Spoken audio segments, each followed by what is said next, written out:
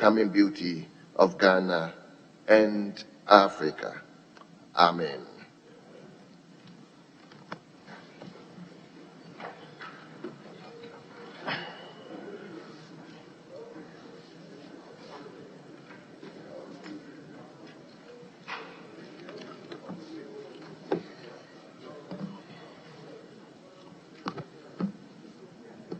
Honorable members,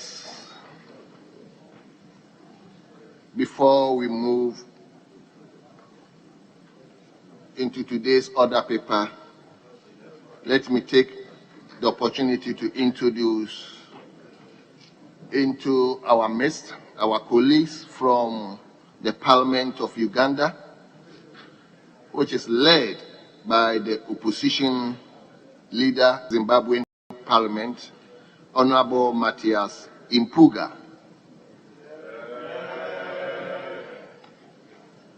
Other members include the Deputy Chief Opposition Whip, Honorable Chiba Kutika Manjiri. Other members are Honorable Bagala Joyce Inchacha, and finally, Honorable Anne Adili Bayu. They are all honorable members from the Ugandan Parliament. Honorable members, I've met you this morning. This is the House of Ghana Parliament. We formally welcome you and wish you well in Ghana.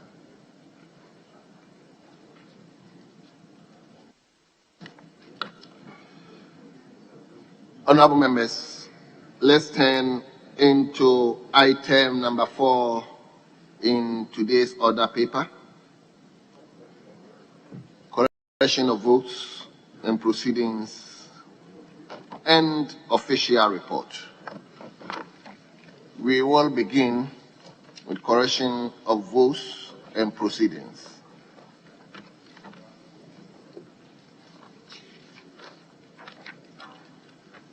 Let's start with page 1 of votes and proceedings.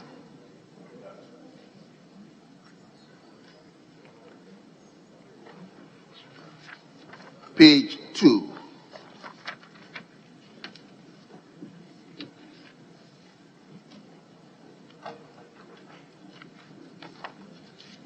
Page 3.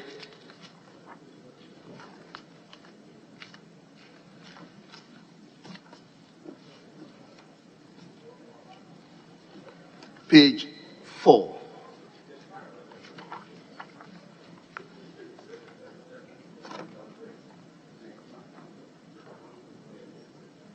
Page 5.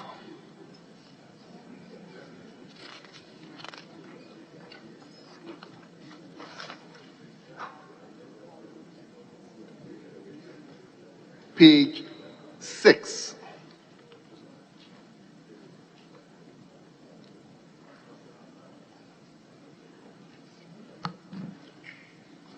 We turn to page 7.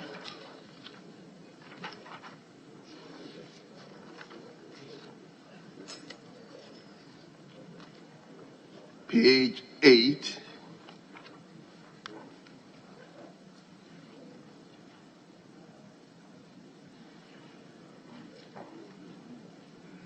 Page 9.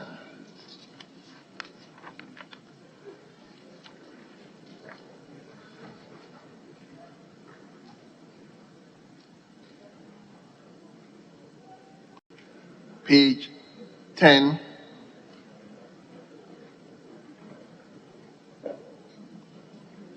And finally, page 11.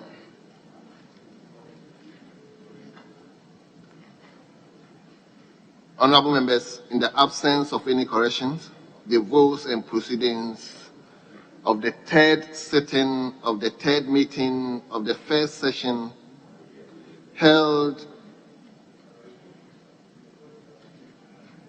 on Friday,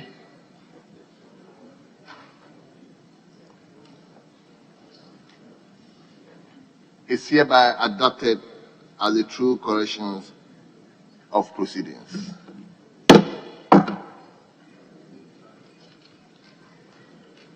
Honorable Member, I believe you have the official reports.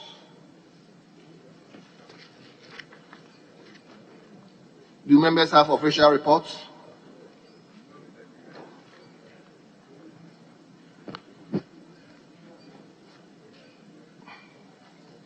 Honorable members,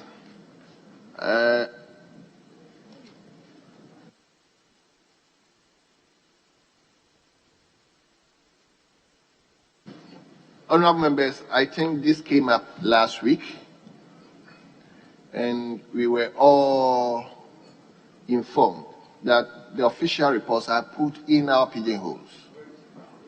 So members should try and pick the official report. It appears they are not distributed to members, but that is not the case. So let's pick the official reports at our pigeonholes. And I think we've last week. So we'll go ahead to deal with the official report that we have here. So, official report of 7th July 2021.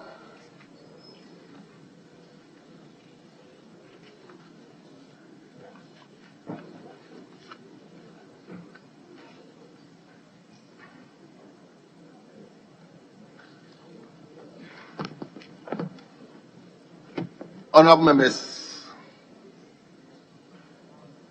the official reports as at 7th July 2021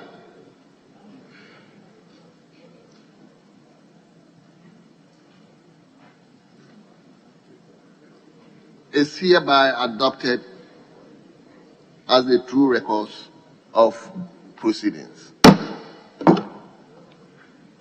Let's turn to the 8th July official report.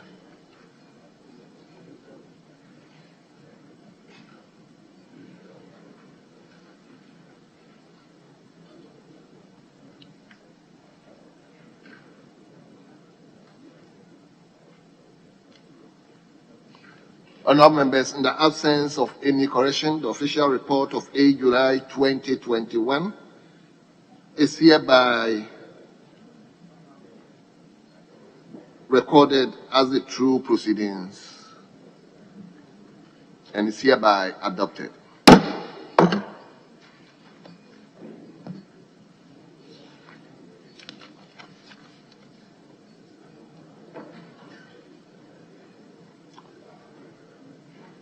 Honorable members, we turn to item number 5 in today's order paper, which is statements.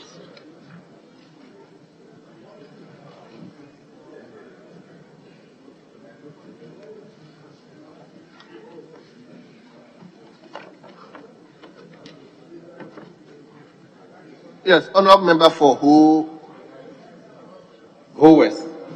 Yes. Thank you, Mr. Speaker. Mr. Speaker, I come under Order 72, which says that by the indulgence of the House and the leave of Mr. Speaker, a member at any time appointed for statements under Order 453, Order of Business, explain a matter of personal nature or make a statement on a matter of urgent public importance, underlying urgent public importance. Any statement other than a personal statement may be commented upon by other members for a limited duration of time not exceeding 1 hour. Mr. Speaker, with your leave, last Sunday, in the early hours of 2 a.m., the people of Amuji, Salakopa. Hold on, honorable. Yes, honorable member for Okankwe Central. Thank you very much, Mr. Speaker. My brother made a very important application, but you haven't granted him the leave and he started talking. So we just want you to grant him the leave, then he can comment. Honorable Beja, please. please. Very well.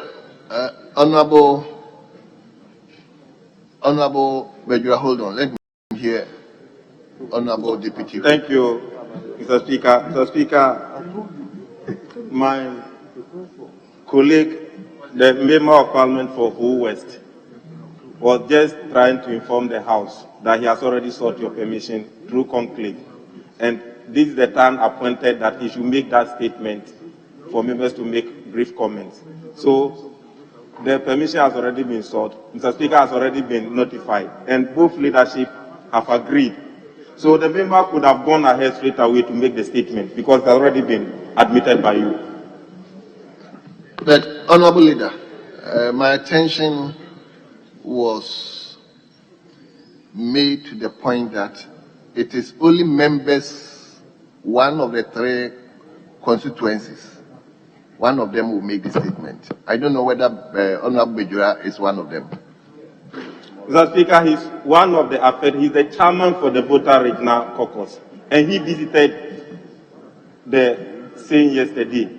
No, I don't have any problem. My problem is what you Mr. Speaker is one of what them. you made me understand. He's Is one he of one them. of the Yes, affected? Mr. Speaker, he is. Very well. Mr. Speaker, my brother Ahmed mentioned conclave. There's nothing in our rules that talks about conclave. So, if you agreed at leadership, at pre-sitting meeting, that leave ought to be sought on the floor. We are unaware of any pre-sitting meeting where you agreed on the fact that he was going to make a statement. So let's play by the rules. Ask Abuja. Well. Honorable Member, I share with you. Honorable Bejura. Yes, Honorable Speaker. You should have stopped. I was just permission laying the first. foundation. I cannot just start making a statement. You don't, even the House doesn't know what I was going to talk about. I need to lay the foundation for you to grant the permission for me to make the Anyway, statement. the permission is granted. You can go ahead.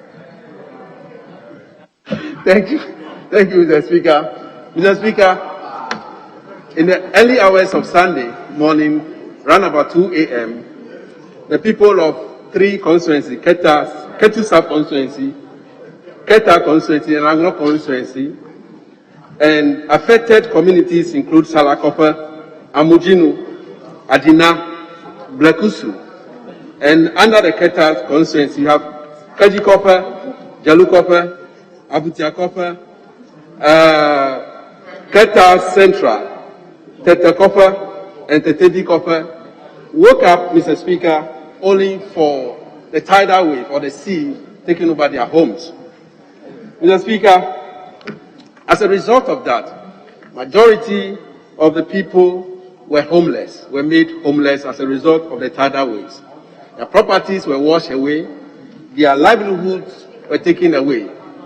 Yesterday, in the company of my colleagues, we visited the affected communities.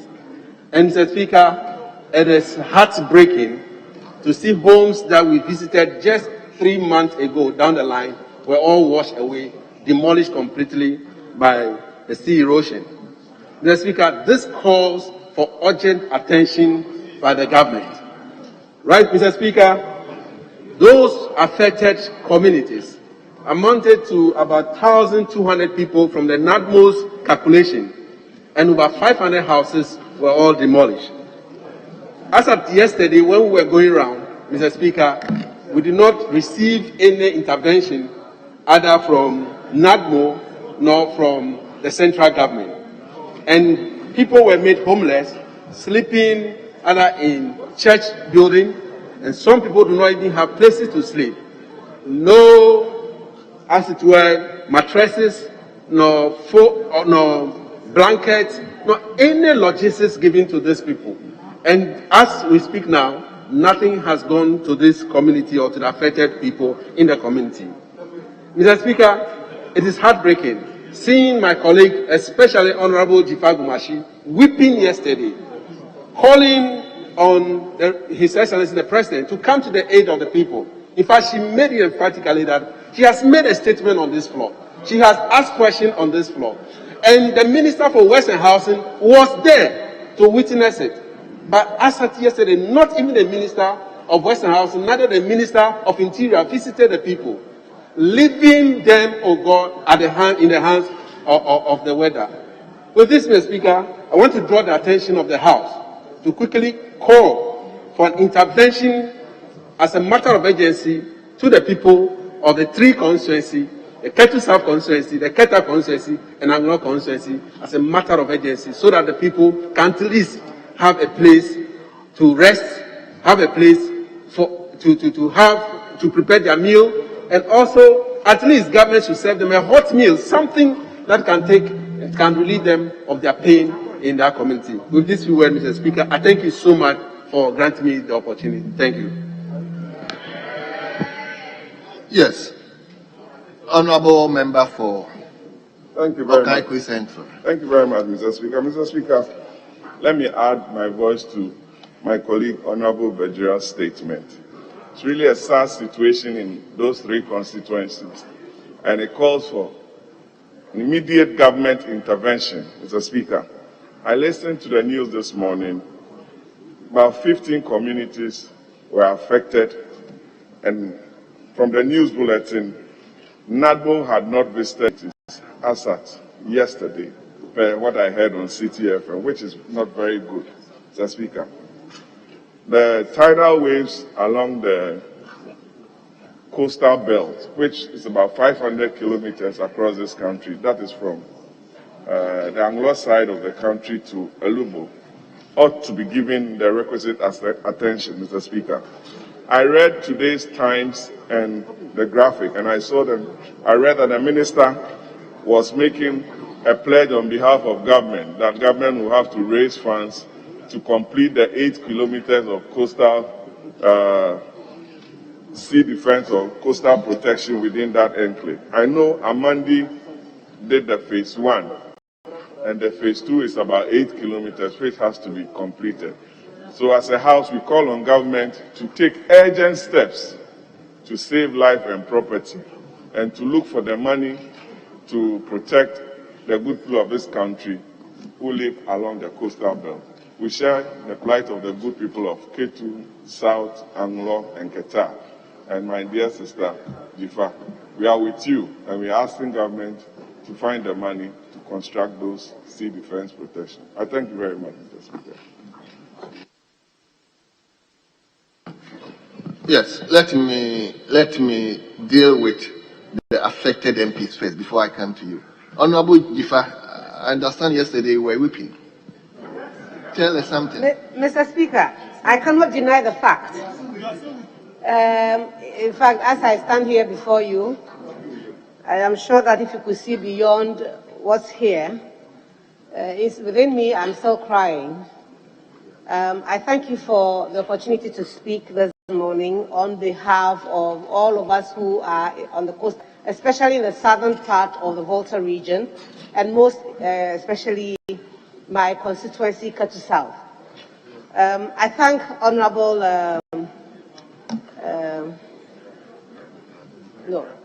Bajira and my colleague on the other side for their comments this morning, and to say that in March, when this happened for the first time under my tenure as the Member of Parliament for the constituency, I heard the comforting words that he has just reiterated. In May, I had the same expression of commiseration. In November, I'm still hearing those words. It's traumatizing to hear it repeated so often. It will be appreciated if some action is taken. Mr. Speaker, I didn't cry only because I have enough tears. I cried because I thought of the people I went to with the Minister for Roads, for Works and Housing. I went to those communities with him. I went to the same communities with His Excellency President John Dramani Mahama.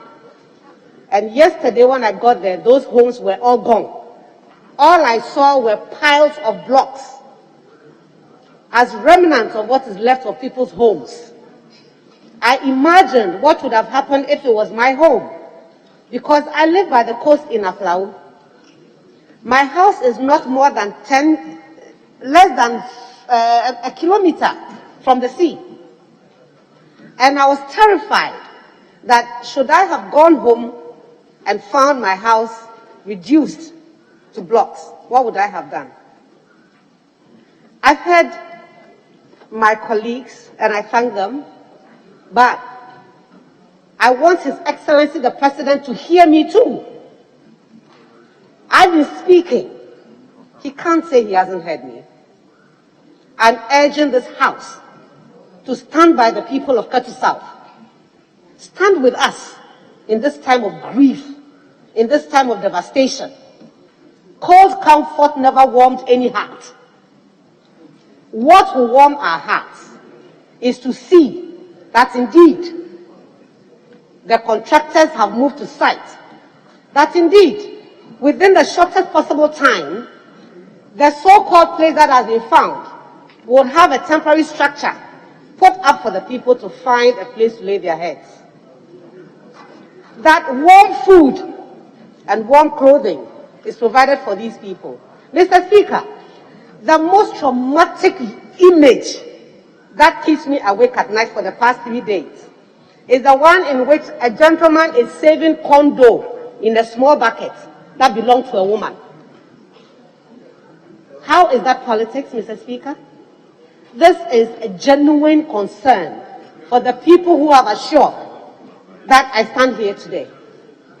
Mr. Speaker, please, may I appeal to you to use your high office to engage His Excellency the President on my behalf, that Cabinet must sit immediately and take that bold decision that the sea defense will start immediately. That is the only consolation. How traumatizing this has been for me in the 11 months that I have become a member of Parliament for the people of Ketu South. I am not responsible for what happened before I came here. But as of now, I am their representative. I am proud and humbled by that opportunity, and I must live up to expectation. It is not too much to ask. Mr. Speaker, with these words, I thank you for the opportunity, and may the good Lord bless our homeland, Ghana. Yes, let me invite Member for Kita.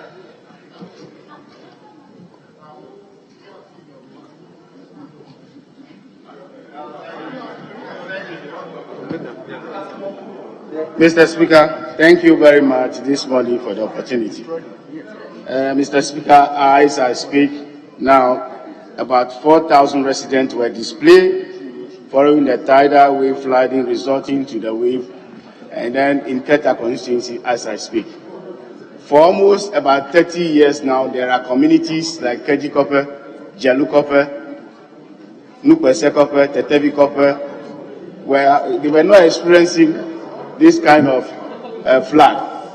But as we speak, the whole community is submerged in the water, seawater. And then this morning, we are very emotional. When you see events yesterday, looking at the whole event, as a matter of urgency, we want the central government to come to our immediate, because without it, we can't do anything. People, you have to have, Mr. Speaker, we have to evacuate the people and put them in community centers, some of them in the classrooms.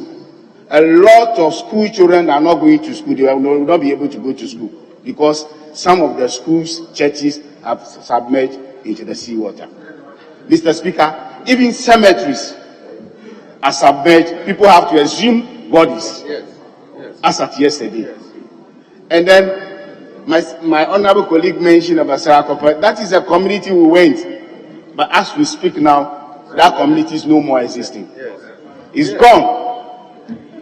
And then the road, if care is not taken, Mr. Speaker, the road leading from Habeji to Denu will be cut off. And at the end of the day, the whole enclave of Kita Lagoon to Afiaringa to Abo, when the sea take over, we will not be able to actually remedy the situation. So the permanent solution to this problem is phase 2. Central government have to resume phase 2 of the Keta Defense Sea Defense Project, which is under the caption Lekusu Project.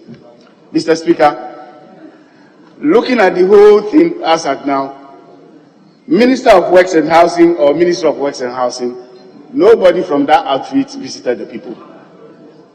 Ministry of Interior, which mandate under the NADMO, under the Ministry of Interior, as I'm speaking, no official from that ministry visited the people.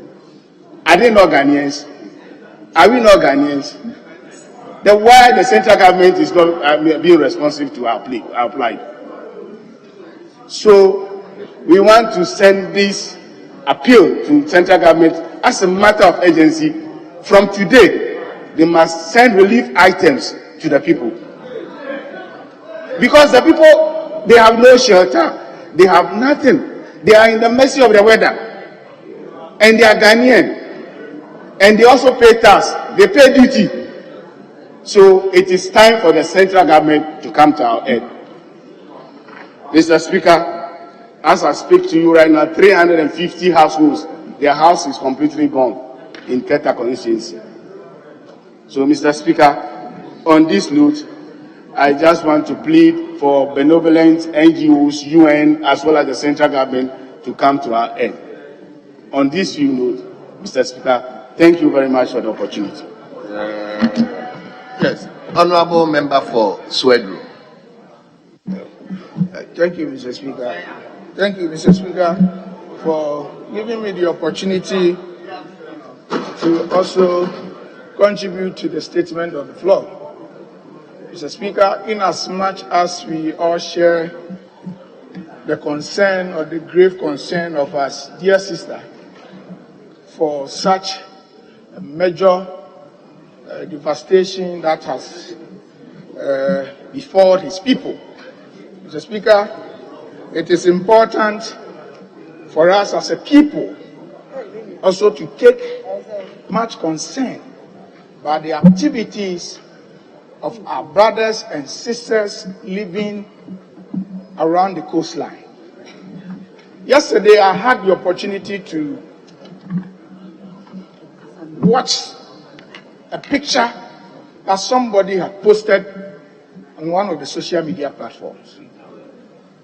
And you see the line of tipper trucks lined up that they are winning sand on some of these coastal lines. Mr. Speaker, some of these activities might not necessarily be at your area, but it has a serious repercussion. It has a serious repercussion. It has a serious repercussion. Honorable members, why can't we be tolerant? Honorable members, please, let's be tolerant. Mr. Speaker, it's a statement of fact. I'm not just speaking as a layman, just saying anything. Mr. Speaker, I'm speaking as somebody who has knowledge in climate change. I have studied to the highest level of climate change, and I'm telling you what they do that is causing tidal waves. And you must pay attention. I am telling you that various activities that is causing much of this problem in our coastal areas. And it is important, all of us. I'm not sure it is only my sister who lives in the coastal line. There are a lot of people, my colleagues here, some of them are from coastal constituency. And this message, I am sending it to all of them, that they can all help. We need to educate our people in our various areas, that we can also help to save some of the situation. I know the minister has already come up to make a promise that the phase 2 of the project will start soon. Mr. Speaker, they should know that mitigation factors of creating that sea defense would not yield any result if the illegal activities continue to be there. Even they will complete the second phase, but the situation will still be compounded. And that is why we have to avert our mind. We cannot continue be using the resources of this nation, putting measures in place to mitigate some of this situation, but we have people who go around to just disregard those things. So we will all call on the government to do whatever is needful to get the contractor to site as early as possible to be able to continue with this project. But before that, we also urge the NADMO for 350 people. It's a lot. It's a lot. Household. Yes, it's a lot. So whatever that NADMO needs to do to just save these people, I urge that they do it immediately so that we can give them some kind of relief. Thank you, Mr. Speaker. Yeah. Yes, Honorable Wama, may you put off your.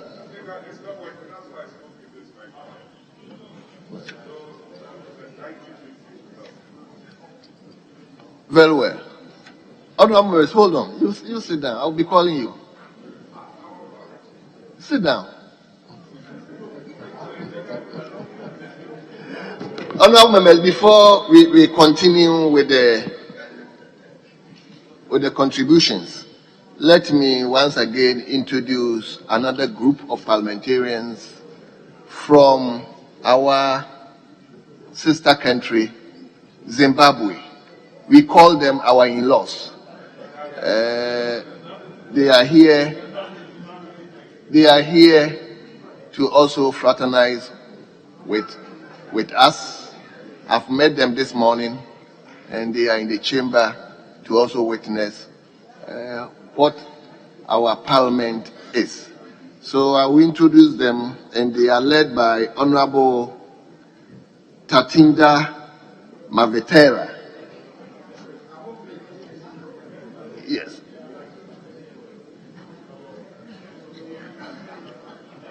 He is the leader of the delegation. Yes. Other members are Honorable Edmond Inkala Tiga.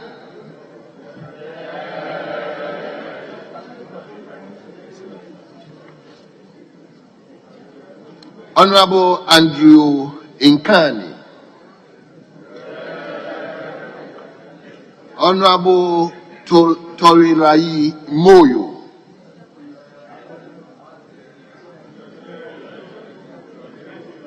Honorable Moyo. Honorable Tosi Wesley Sansoli. Honorable Nicola Watson. Honorable Godfrey Dube. Honorable Dube.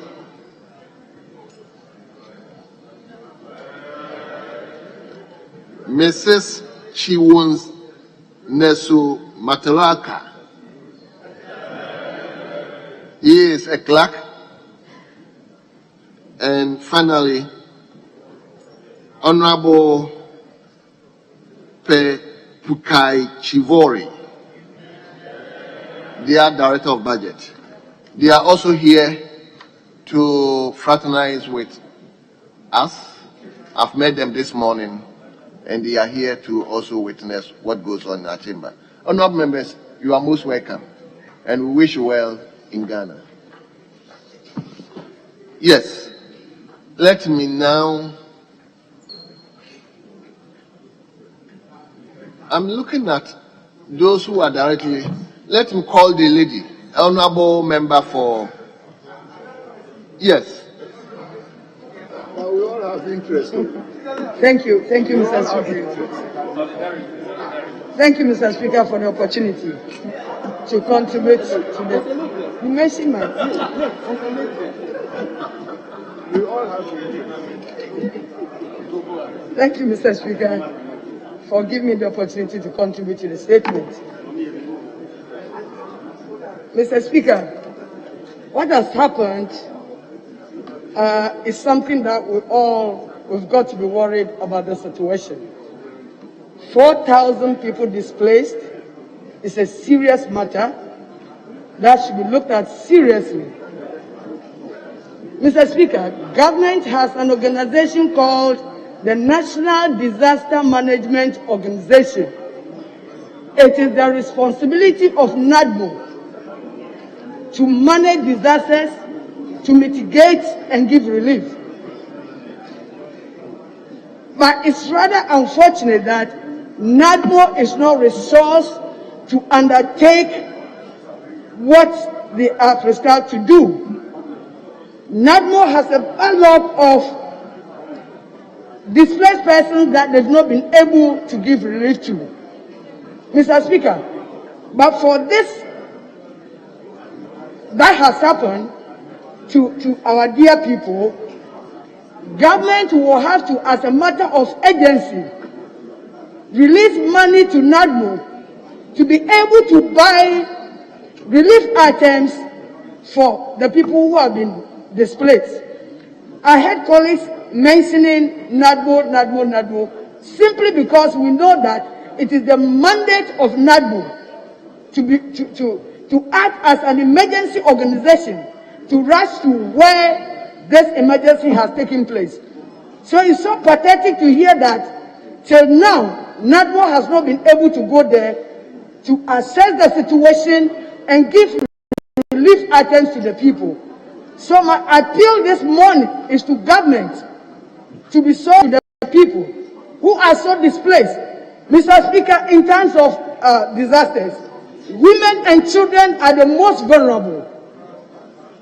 So I'm speaking on behalf of women of this country, that government should act and act swiftly so that the women and the children who are suffering as a result of the disaster get some relief.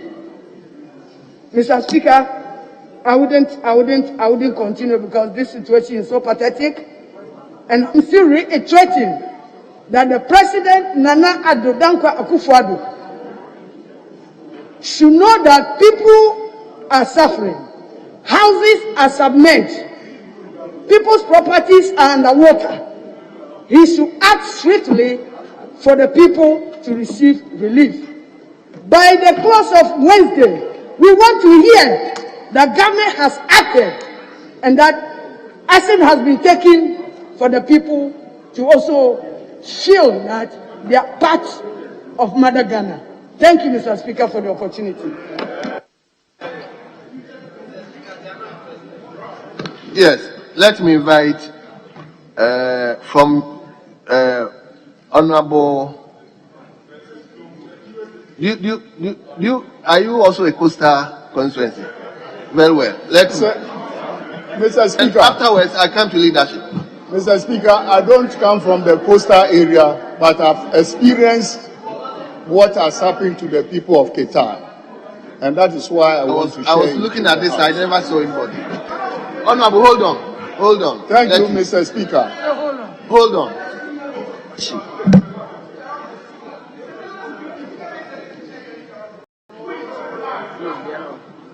Honorable, hold on. Yes, Honorable. Speaker.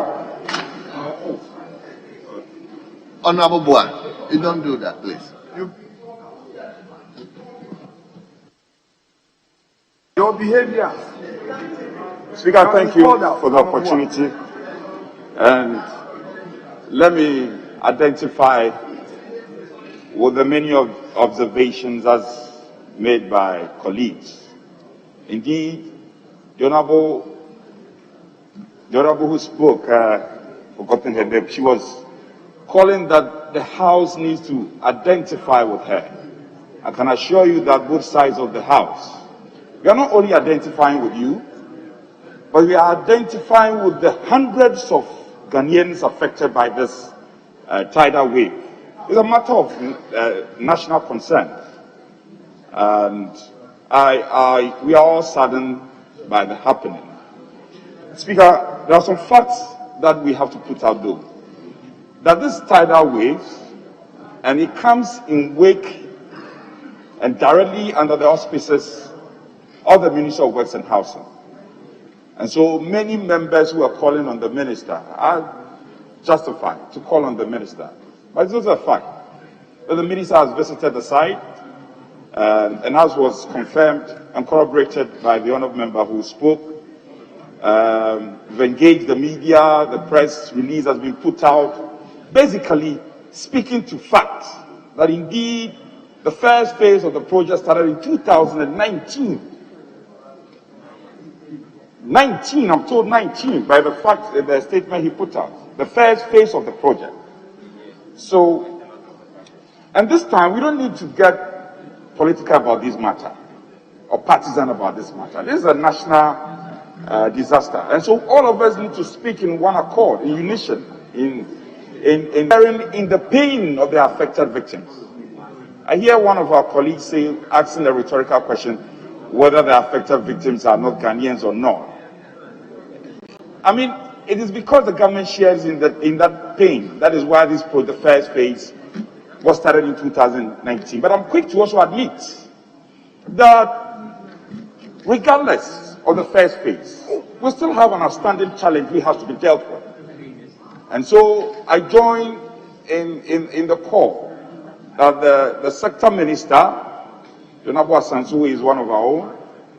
Then, of course, the Exchequer himself, the Minister of Finance, should complement the efforts of the relevant ministry in releasing the liquidity, the needed funding for the second phase of the project to be completed. But in the meantime, interim measures cannot be discounted.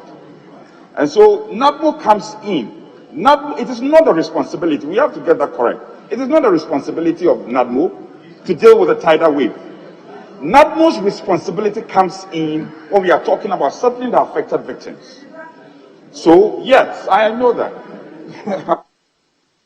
So, we call on NADMO. It is also not true, Mr. Speaker, it is not true that NADMO hasn't been to the site. All that I'm saying, I'm not undermining the gravity of the crisis. But while we are speaking to it, let's also be factual in our presentation. NADMO has been there. Even as I was here, I was coordinating with the deputy director of NADMO. And they are in the process of ascertaining the extent of devastation, which will inform the kind of resources that should be released to the affected victims. So, to that score, we will also want to call on NADMO, that NADMO should hasten and speed up action so that it doesn't become all talk, but real action will be implemented in dealing with lives and property. But again, as the Honorable Osenyako said, I don't think he was trying to ascribe reasons. But what I was saying was that there are concern about extremities of weather patterns, which can be ascribed to climate change. And so as a country, whilst we think about dealing with this crisis, let's also think globally and look at the matter in broader context, so that parameters related to climate patterns, we can all be seen as a nation deal with them. But to conclude, our hearts are out there with all the affected victims, and we call on the government, as was made earlier, this call was made earlier, I'm only emphasizing it, we call on the government to ensure that the needed funding is released so that all the affected victims will be attended to. Speaker, I thank you for the space given. Yes, now let me come to Honorable. Thank you. Thank you, Mr. Speaker.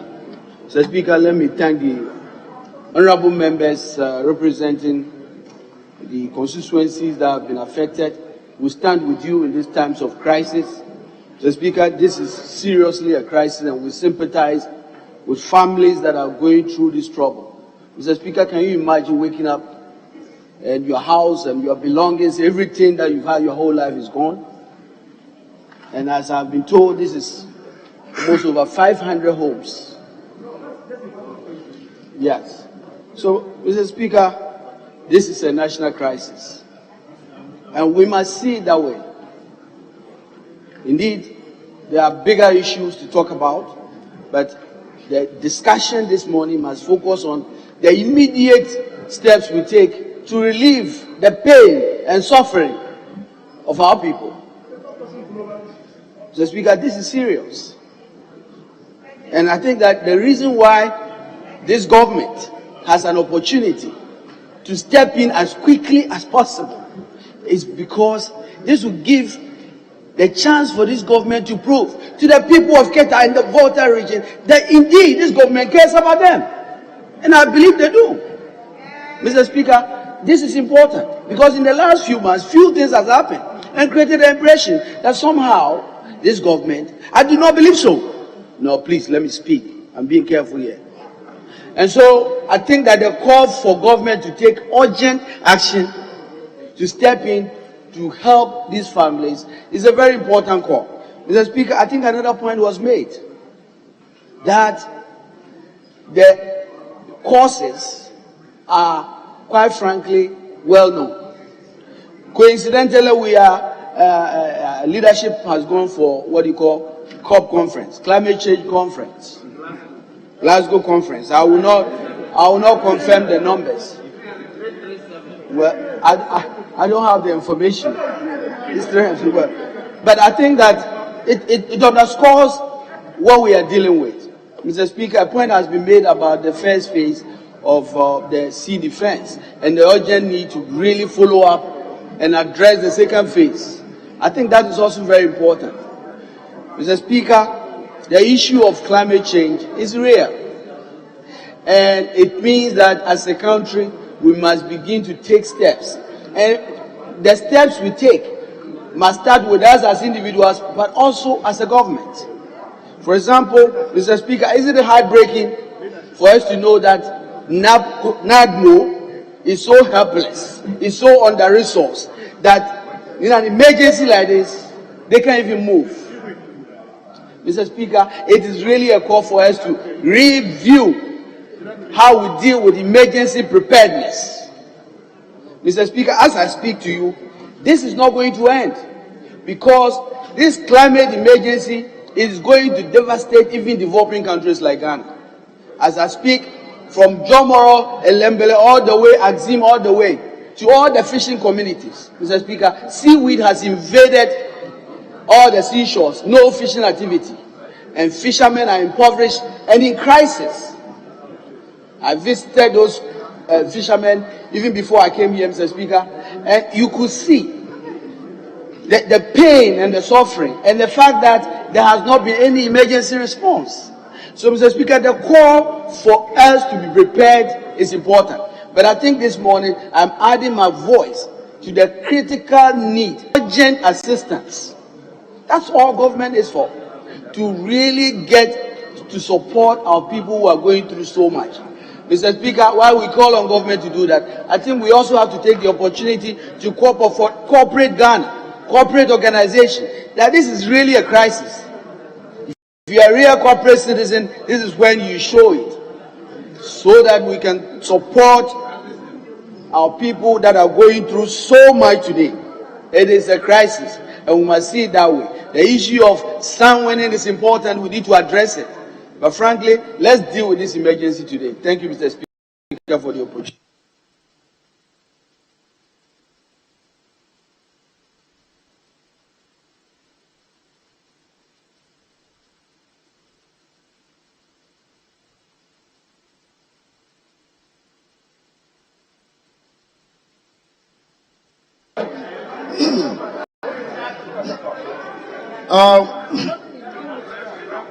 Very well, Stephen. Let me hear you. I thank you for this opportunity. I would like to actually support those who are demonstrating the way they feel for the victims of this natural disaster. However, I think issues such as this, we are not supposed to actually take it as undue advantage to drum home political capital. It is extremely unacceptable. They are not rather doing the good people from those areas any good. it is a national issue and it must be accorded the needed attention, cooperation, respect, and prayers. Mr. Speaker, talking about resourcing NADVO, it is crystal clear that under this regime, there is credible evidence, not only that, but tangible evidence to demonstrate that NADVO has been resourced far more than even the 8-year period of my brothers in opposition. And we need to understand these facts. Mr. Speaker, however, I will say that all those relevant stakeholders, either individuals or groups, who are supposed to play any role in ensuring that the impact of this natural disaster will be mitigated, should please readily and hurriedly and effectively and efficiently do so. Because our brothers and sisters elsewhere, through no fault of theirs, as a result of natural disaster, which can happen anywhere and anytime. And I'm sure even the framers of the Public Financial Management Act anticipated all these possibilities. Act 2016-921 Section 18 stated something in this direction. So when it comes to natural disaster, one cannot even know. It takes us extempore. We are not always planning. It's not there. And once it comes, we try to adopt all forms of methods and models to solving it. So I urge my brothers from the other side of the political divide to please eschew all forms of tactics to drum home political capital. It will not do the people any good. And I can assure them the government of the day is ready, prepared, and is already in place doing a whole lot of things to ensure that the impact of them is mitigated in the short term, and there are plans for medium and long term to ensure that our brothers and sisters from those affected areas, they also have their comfort. Thank you, Mr. Speaker.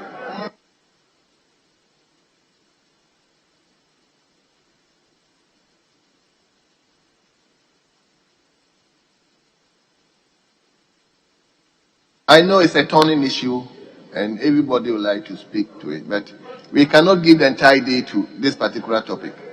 So, honorable members, don't begrudge me if I'm not able to call you. We need to also tend to other equally important business. So, okay, Angela, let me give you the opportunity. Thank you, Right Honourable Speaker, for the opportunity to contribute to this the statement ably made by my caucus chair. When my sister was on her feet, she said we should be with her. Yes, my dear, we are with you. But on our side, we can only be with you morally and spiritually. Why am I saying this? You made us aware, Mr. Speaker, few weeks ago, that shortly those roads were going to be washed away if nothing was done. There was a statement on this floor on that.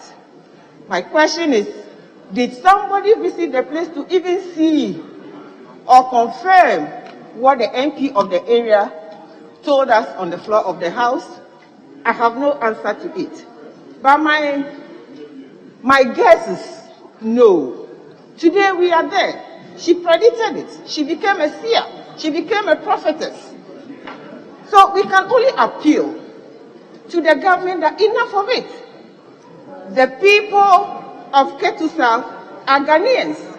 And of course, Mr. Speaker, we should have saved some money from the coffers of the Glasgow goers, those who went there. Maybe he should have taken, the president should have taken 50 people there and kept the money for the 275 people so that at least engineers could visit the place and then see what was going on. But they didn't. So we are praying to our Almighty God in the chamber right now that he should have mercy on us. Any international body that can help them or help us in the Volta region, please come to our aid. I am grateful for the opportunity. Thank you, Right Honourable Speaker. Now, leadership. Yes. Honorable member for Honorable Ibrahim, your constituency, Banda. Mr. Speaker, Banda. But Banda, there's no sea. Mr. Speaker, there is a Bui Lake. There is what? The Bui Lake. Okay. Mr. Speaker, I thank you for the opportunity to make few comments on the statement that has just been made. Mr. Speaker, statements are not presented just for the sake of presentation. They are to draw the attention of all of us and the entirety of the nation on the matters at stake. Mr. Speaker, if I listen to the maker of the statement very well, he drew attention to the House that he himself, as the chairman of the Voter Regional Caucus, he led a delegation to Keita over the weekends. And it is on that note that the Honorable Emmanuel Kwesi Bejira made this statement to this very House this morning. Mr. Speaker, my good self, I heard the Honorable Member for K2 South, Honorable Jifa. And Mr. Speaker, when I heard her on City FM as a leader, I could not only empathize for her, I did not envy her at all. Mr. Speaker, knowing very well the predicaments of the ordinary member of parliament. And Mr. Speaker, I've heard, the Minister for Western Housing had been dead. Government officials had been dead. Mr. Speaker, it is not for that nothing that Order 70 is in our standing orders. Ministers of state may make statements on this House about urgent public areas that need urgent attention, and the steps they are taking to solve those issues. The caucus chairman visited there. He has presented a statement. Ghanaians need to know what the steps the government is taking to address the issue of the tidal waves at Keita or the eastern coast of the entire Ghana. Mr. Speaker, this is an area that we are talking of Keita Seaport.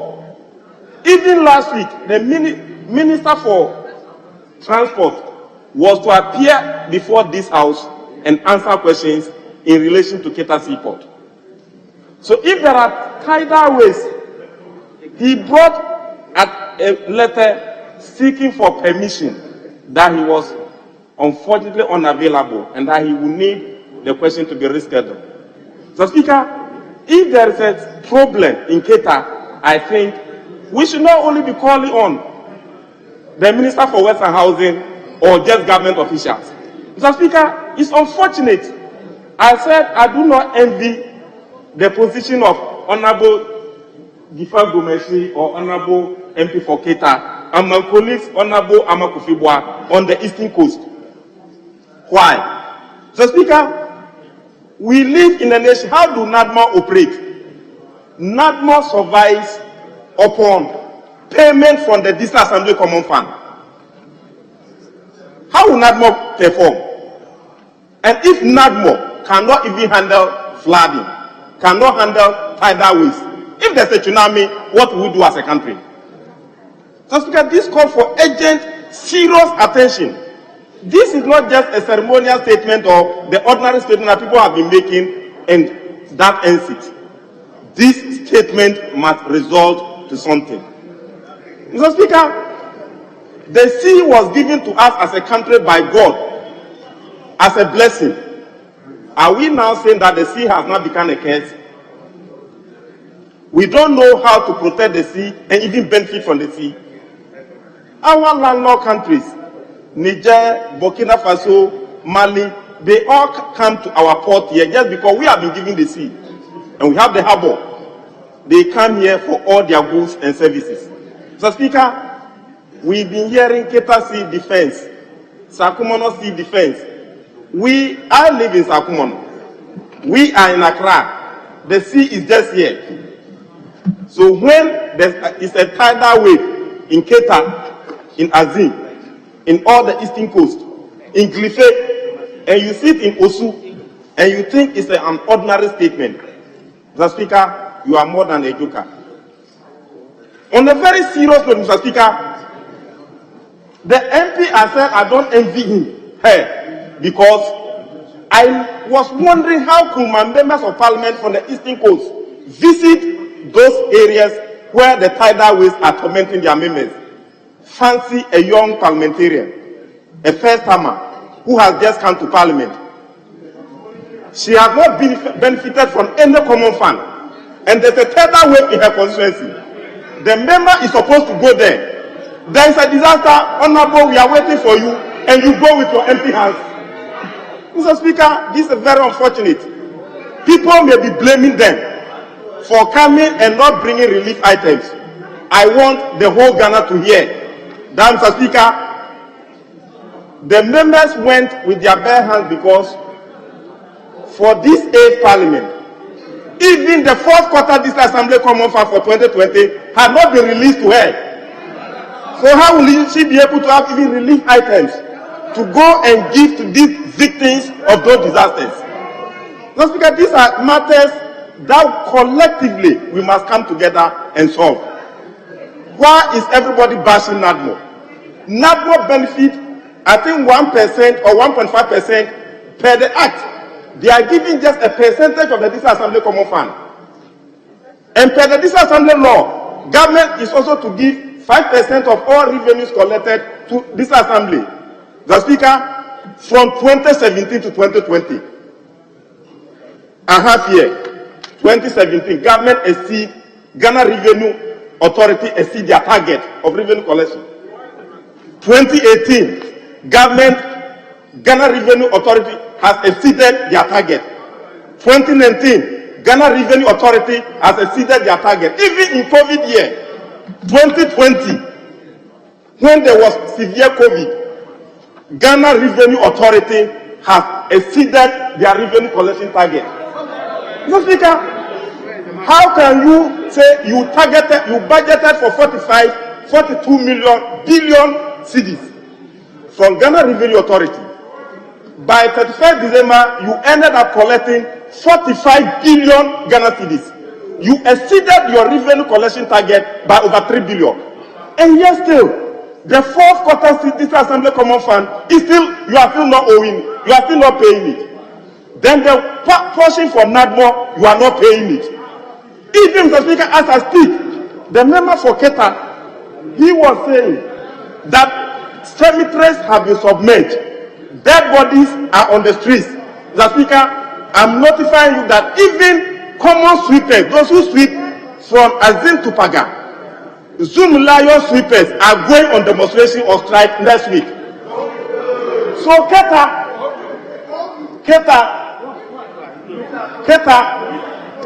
Ketu South, Sugakope, Adaplu, Azim, the sweepers who are supposed to be sweeping the dead bodies from the street because of government non-release of the District Assembly Common Fund or government non-release Honorable Leader, hold on.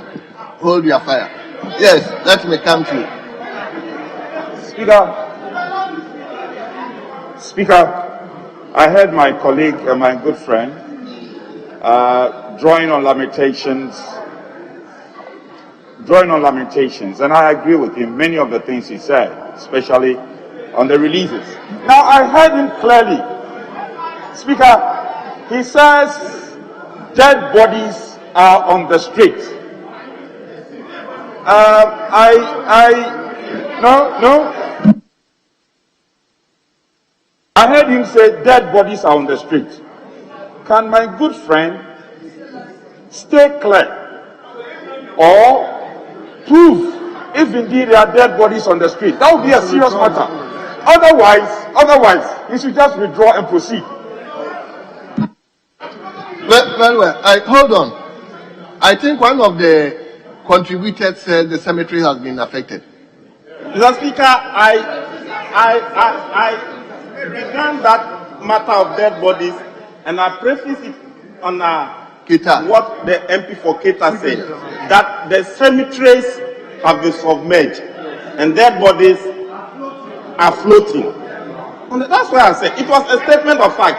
Mr. Speaker, even though I've not ended, myself, I have similar concerns like the Honorable Majority Chief Whip.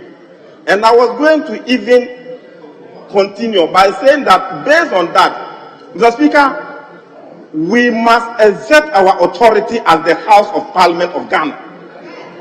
If from 2017 to 2020, all the 4 years, Ghana Revenue Authority, government through the Ghana Revenue Authority, reported and organized press conferences that government exceeded their revenue target. Mr. Speaker, the law says that once you collect the revenue, you send 5% to this Assembly Common Fund. You send 1.5% or so to NADMO, National Disaster Management Organization. You have collected the money. You've not given to NADMO. Mr. Speaker, NADMO is unable to even provide relief items. They are not talking of even repairing the damaged area or repairing school buildings or repairing. They can't even provide relief items. And who should speak for NADMO? I cannot be blaming the Minister for Interior, even though NADMO is an Minister of Interior. Mr. Speaker, it is not the fault of the Minister for Interior. It is the fault of the Minister for Finance. Where is the money? 2017 exceeded your target. 2018 exceeded your target. 2019 exceeded your target. 2020 COVID year exceeded your target. And where is the money? Mr. Speaker, these are the serious things this House, it calls for our attention. So, Mr. Speaker, I don't want to belabor the point. I want to conclude by calling on, by inviting you to even direct that the Committee for Western Housing, because I don't believe that when the Honorable Chairman for the Voter Regional Caucus, even though he happens to be a member of the Committee of Western Housing, and when it comes to matters of construction or procurement expertise in terms of work in Western Housing, it is always, this House always seek the services of Honorable Govin Kwame Abuja and Honorable Kwame Bejira, Honorable Kwesi Bejira. So I want to invite you, Mr. Speaker, to direct that the Committee for Western Housing, Mr. Speaker, the budget itself is coming next week. And I want, if the leadership of the Finance Committee will join the Committee for Western Housing, then the leadership of Defense and Interior, because of NADMO, will join the Committee for Western Housing, so that these two committee leadership, together with the Western Housing Committee, will visit those areas where the tidal waves are. Then they will come and brief us. When next week the budget is presented on the floor of this House and we are considering, then we take those areas into consideration.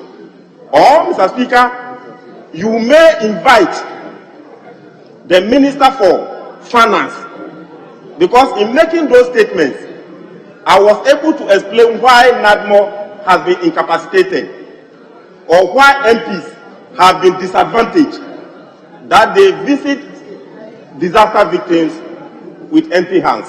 So if the Finance Minister, Mr. Speaker, can also be invited to come and make ministerial statement on this floor per on the 17th and explain to her, yes, it is true that in 2017 I exceeded my revenue target. It is true that in 2018 I exceeded my revenue target. It is true that in 2019 I exceeded my target. And it is true that even in the COVID year 2020 I exceeded my target. But this is where the money is. And that is why I have not been able to pay the MPs or the Disassembly Common Fund or the NADMO and all those things. So, Speaker, then we can bring finality to matters like this. So I thank you, Mr. Speaker, and I believe mitigating factors or mitigating steps must be taken. This country must domesticate the climate change conference. We must have a national climate change and think about the impact of the climate change on the coastal part of Ghana. Other than that, Mr. Speaker, Osu is just here and the sea is just here. Thank you for the opportunity, and I thank the maker of the statement as well. Yes, honorable member for Efutu, who incidentally is also a coastal member of parliament. So, honorable member, you have the floor. Conclude the debate for us. Mr. Speaker, I thank you for this treasure space to add my own comment to this all-important statement on the floor. Mr. Speaker, I approach my comment with a lot of passion, given the fact that the Kita constituency is my paternal grandmother's area, and I lived there as a little boy. So whatever affects them is of concern to me. But, Mr. Speaker, I've taken the time to read about these tidal waves in the Kita area, and it is clear that this is not the first time we're experiencing this. It's been ages. It's been ages. I recall that former President Rawlings, who the grace of God offered him 20 years on the seat, and was also from Volta region, had good reason to lament on some activities, including sun winning at the time, that was making the situation worse. Yes, I've just read on the internet, on Ghana Web, I've just read. Yes, it's there. And recently, even the EPA boss, when this situation happened, also had a cause to lament that one of the factors making this situation worse is the unfortunate sun winning business. But, Mr. Speaker, we should not take such situations lightly. Neither are we supposed to be partisan. And it is on that score that I strongly disagree with the position taken by the MP for Keta, Honorable Gakpe. To the extent that he created the impression that nothing is being done, I disagree. And to the extent that he does not look at the whole matter broadly for action to be taken, and wants to create the impression as though this is the first time we are seeing tidal waves in the Volta region, and for that matter, Keta. That mischief is what I want to cure. It's a national disaster. It's a situation that we must discuss dispassionately. Mr. Speaker, I have read that the MP for the area has visited the people. Some relief items have been given, but in all the contributions, please, it is reported, in all the contributions, members were quiet. And to me, that is unfair. Mr. Speaker,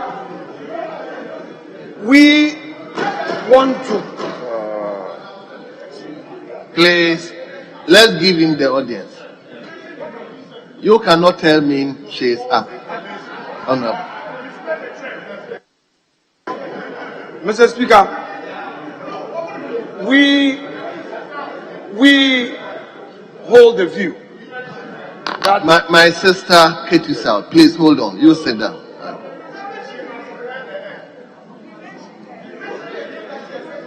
Mr. Speaker, Honorable members, please. A week ago, I told you that my friends are intolerant. Me to handle. 4 of them standing, shouting. Please. This is reckless. Honorable Kita, just get to your seat. It's reckless heckling. Yeah, I'm saying it's reckless heckling. That is what Honorable Bagbin, as he then was said, that when you don't allow a member to speak, it amounts to reckless heckling. Bagbin, as he then was. Yeah. So you have to sit down and listen to me. Honorable members, please, will you respect the chair? Yes. This is a national issue. You have to pay attention. So, Mr. Speaker, yes. So, Mr. Speaker, no impression should be created that government is not serious about the situation there. Mr. Speaker, for the records, the Blekusu stretch of the sea defense project, phase 1, for emphasis, at the risk of being repetitive, I need to reiterate for the records that it began in 2019. Yes, that's true. I am saying so. It's true. Phase 1, and I insist. Mr. Speaker, prior to 2019,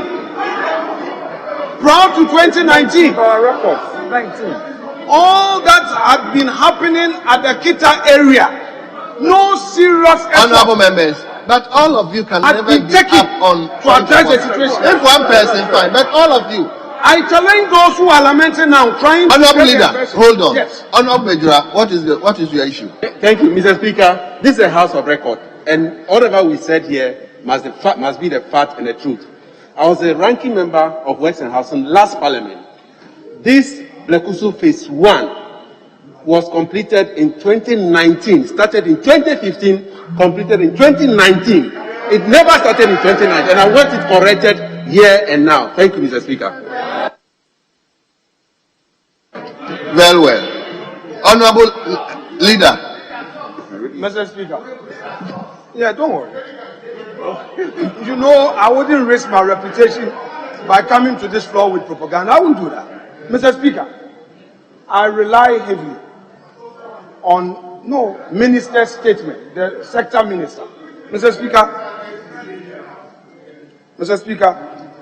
the sector minister, in making a public comment on this matter, stated, among other things, that the project, the Blekusu stretch, actually commenced when we are talking about when?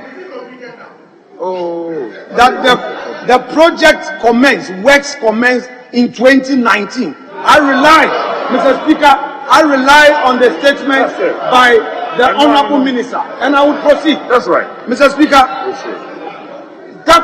that is the situation. Honorable, hold on. And the Minister has spoken and communicated to the nation. Honorable, hold on. Yes. Hold on.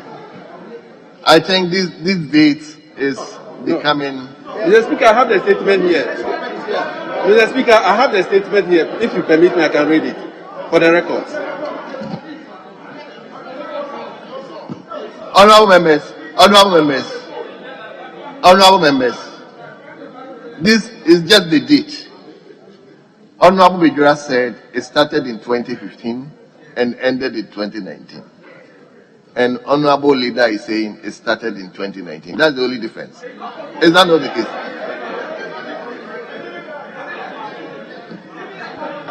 Mr. Speaker, I have the statement here. If you permit me, the statement issued by... Okay. Yes, thank you very much. Mr. Speaker, paragraph 3 of the minister's statement yesterday states that, ladies and gentlemen, as part of measures to curb the devastating incidents in these towns, in July 2015, the Minister of Western Housing engaged Mrs. Amandi Holdings Limited to design and construct coastal protection works along the stretch, starting from Blekusu, working towards Agaveji, Salakopa, Amichinu, under the Blekusu Coastal Protection Project. The project, which protects 4,300 meters, that's 4.3 kilometers of the coastal stretch, had the first phase completed in July 2019 and has since functioned effectively, protecting lives, livelihood, and properties whilst reviving fishing activities. Mr. Speaker, that is the statement from the Minister. Thank you very much. Well. It's okay. Honorable Leader, please. So, Mr. Speaker, clearly. Only confirming what he said. He has just confirmed the statement I was making. Yes. Mr. Speaker, he has simply confirmed. That's right. To the extent that, Mr. Speaker, he relies on the same statement by the Minister. But, Mr. Speaker, it is fair enough it is fair enough to clarify the point on the date. Mr. Speaker. Honorable members, this issue dates, and he has himself said, it is collaborative. Now we all know it started in 2015. It ended there. So honorable leader, go on. So, Mr. Speaker, clearly, he relies on the very document I rely on. That's right. Save that, Mr. Speaker, save that he has further elucidated. Yes. And Mr. Speaker, in doing so, at least he's confirmed the fact that this government, contrary to certain perceptions, hasn't abandoned any initiative aimed at helping the good people of Keta. Mr. Speaker, because the Keta problem was a problem of Jerry Rawlings. 20 years he was concerned. No major step was taken.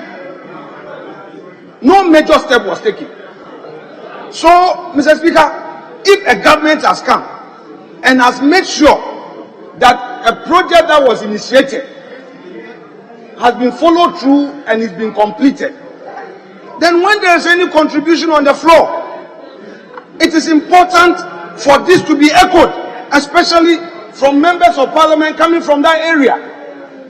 But if you create the impression that government has done nothing, and you come and say the people of that area are also Ghanaians, what you are failing to tell Ghanaians is the fact that this government has taken steps to ensure the completion of phase 1 of that all-important project. Mr. Speaker, my second point on this matter, yes, our fisher folks are suffering. Honorable Ama Kofi-Boah said so. And for many years, it's been promised.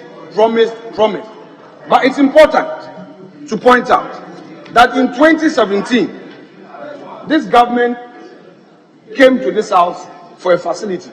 And as we speak, the following landing big projects, yes, are being constructed. Landed. Mr. Speaker, we have landed big projects ongoing now in Axim, Diskoff, Mori, Mumford, Otram, Infantiman, Winneba, my own constituency, Mr. Speaker, Winneba, Senya Breku, Gomuafete, Osu, and Keta, Mr. Speaker. So again, for emphasis, for the first time, this fishing project to help our fisher folks, Keta was not left out. Meanwhile, without being political, it was promised in 2012. It never happened.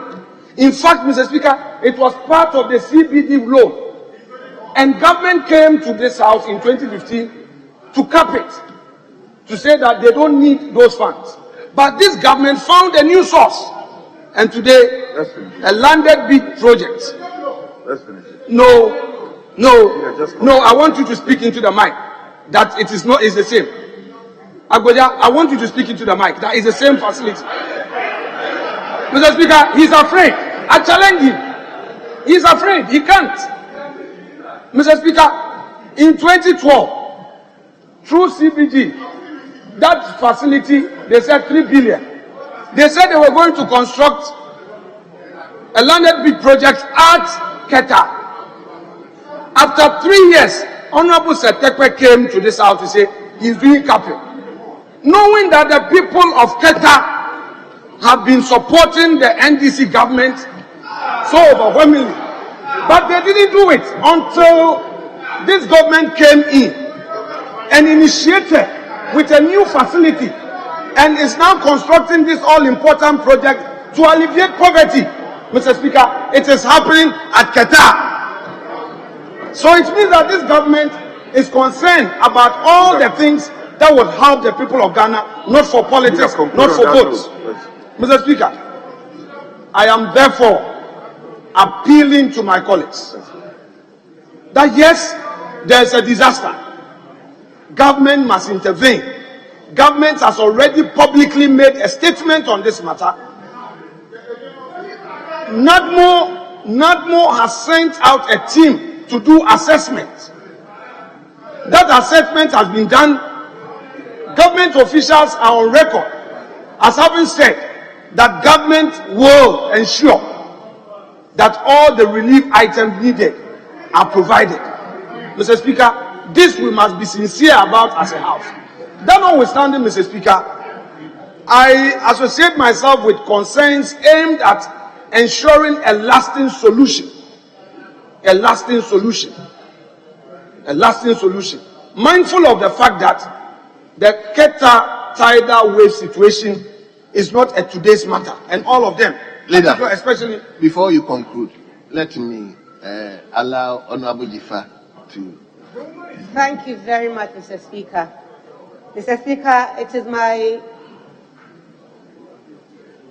wish to draw your attention to what has been going on in response to this very devastating experience that my people are going through. Situating it in the realm of politics consistently does not make it so. Reference to President Rawlings rather makes it political. All I'm asking this House, this august House, to do is to come to the aid of my people. All I'm asking this House to do is to immediately do something that alleviates the suffering of the people of Katu South.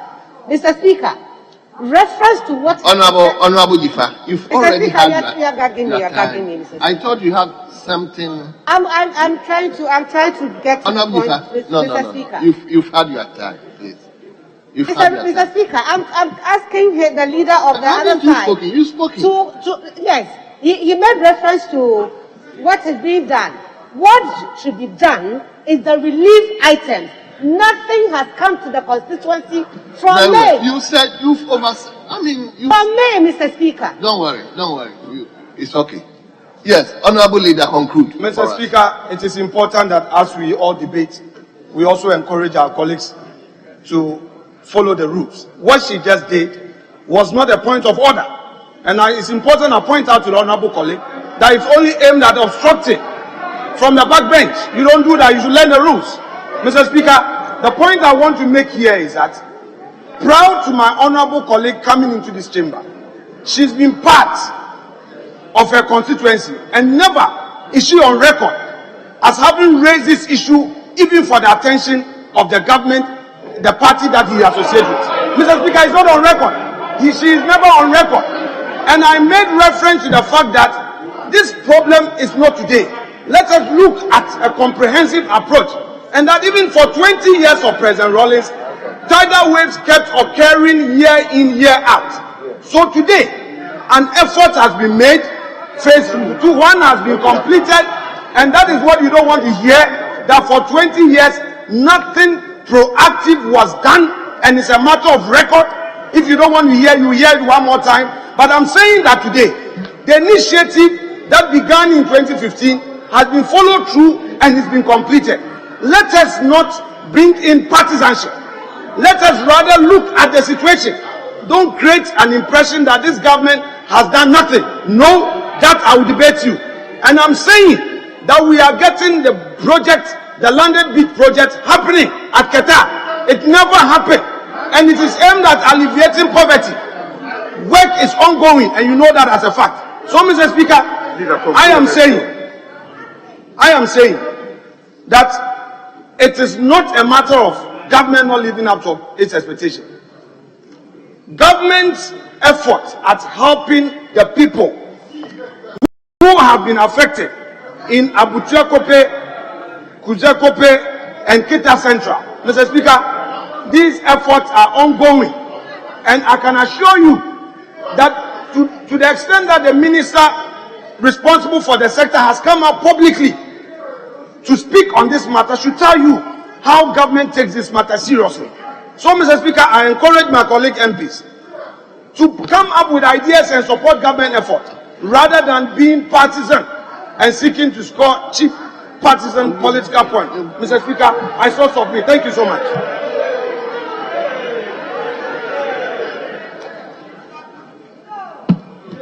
Honorable Kujoto, don't worry, it's okay. It's okay. Let, let, let, let's, let's bring this to honorable members.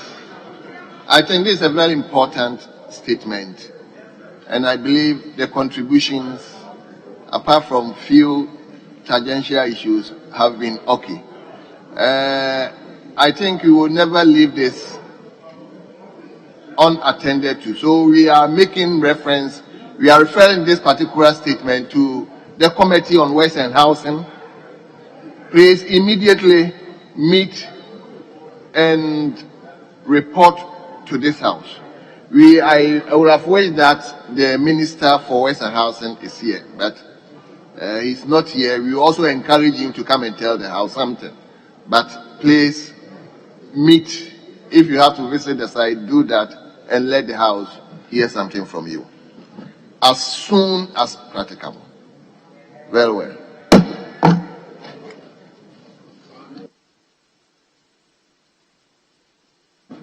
Leader, we still have some statements. So, Speaker, as was agreed at conclave, we agreed to take one statement related, and then we defer the one on teachers. The honourable member, we deferred it tomorrow, as you agreed.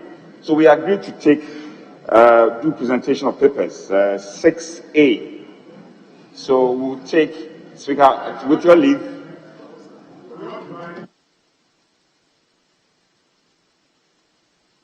Speaker, we agreed on taking one statement. We had to do with the flooding. And then there was one, Speaker, there was one statement related to teachers. And you said that you would defer that to tomorrow. And so we'll take the flooding, and then we'll do presentation of papers, and we'll take the other one tomorrow. That was the discussion. Honorable Leader, you weren't here last week. We already had 2 or 3 statements that should have been taken last week. Then we defer it to this week. So this morning we admitted one more to be added into the 2 that we already had agreed that we would take. So you let's lay the papers, and afterwards we'll deal with it. Speaker, I will yield to you. There's no problem about that.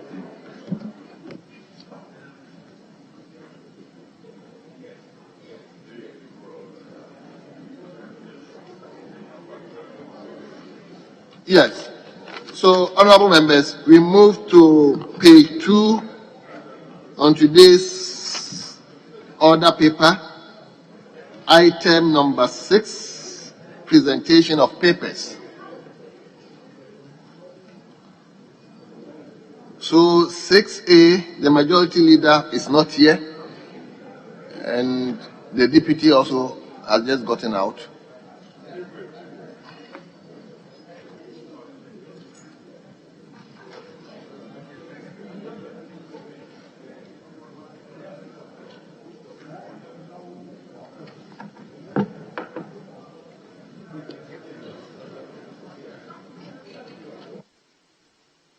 Hold on.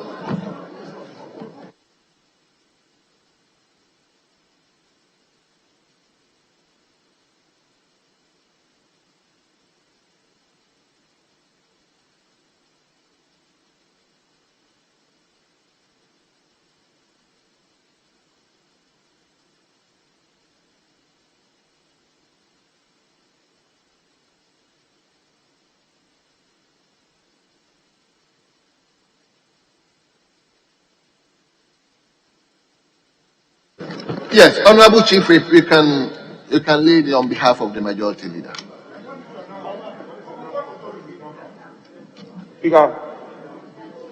Speaker, as agreed, and I'm seeking your leave for item 6A, I to IV to be laid by the Minister responsible for youth and sports. Speaker, with your leave. Very well.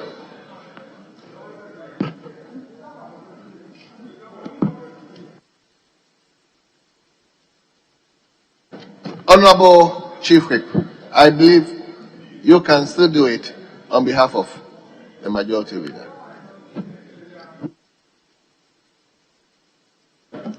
Speaker, again with your leave, I will do the laying of 6 A, I,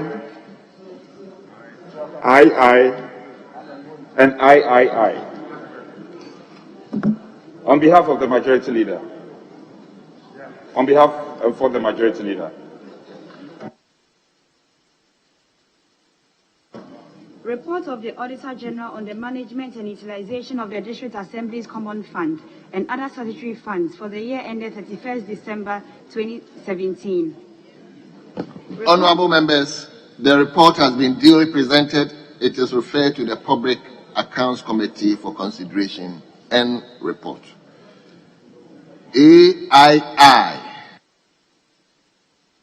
Report of the Auditor General on the accounts of district assemblies for the financial year ended 31st December 2017. The report has been duly presented. It is referred to the Public Accounts Committee for consideration and report. II. Report of the Auditor General on pre-university educational institutions for the financial year ended 31st December 2017. Honorable members, the report has been duly presented. It is referred to the Public Accounts Committee for consideration and report. IV. Report of the Auditor General on the public accounts of Ghana, technical universities and polytechnics for the period ended 31st December 2017. Honorable members, the report has been duly presented. It is referred to the Public Accounts Committee for consideration and report. Yes.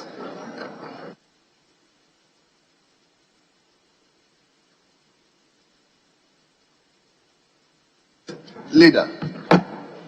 Speaker, I'm getting some communication and so we'll put 6 AV. We'll put that on hold for now. And then as agreed at conclave, because there are some outstanding concerns and welfare issues, both leadership have agreed to touch base with the relevant sectors, ministers. So we will, under the circumstance, adjourn sitting. With your leave. Honorable members, I cannot adjourn sitting right away. Like I said, I have some statements to take.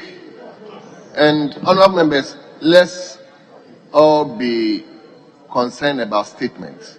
Members has been complaining that they submit statements and the statements are not read and those kind of things. So we are making frantic effort to at least allow members to read some statements. So at least today we can take 2, then we move it on. So Honorable Majority Chief Whip, please indulge with me to take 1 or 2 statements. Speaker, I will any day yield to you, but I just want to put on record that at our prior engagement, I was not informed about an earlier statement admitted. And so I just want to put that on record. But I support it if statement has to be made.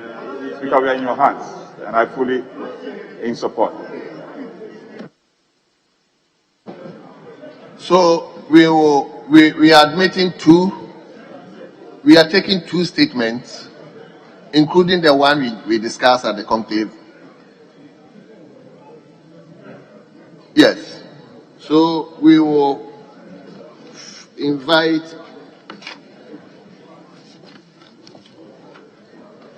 Mama is not here.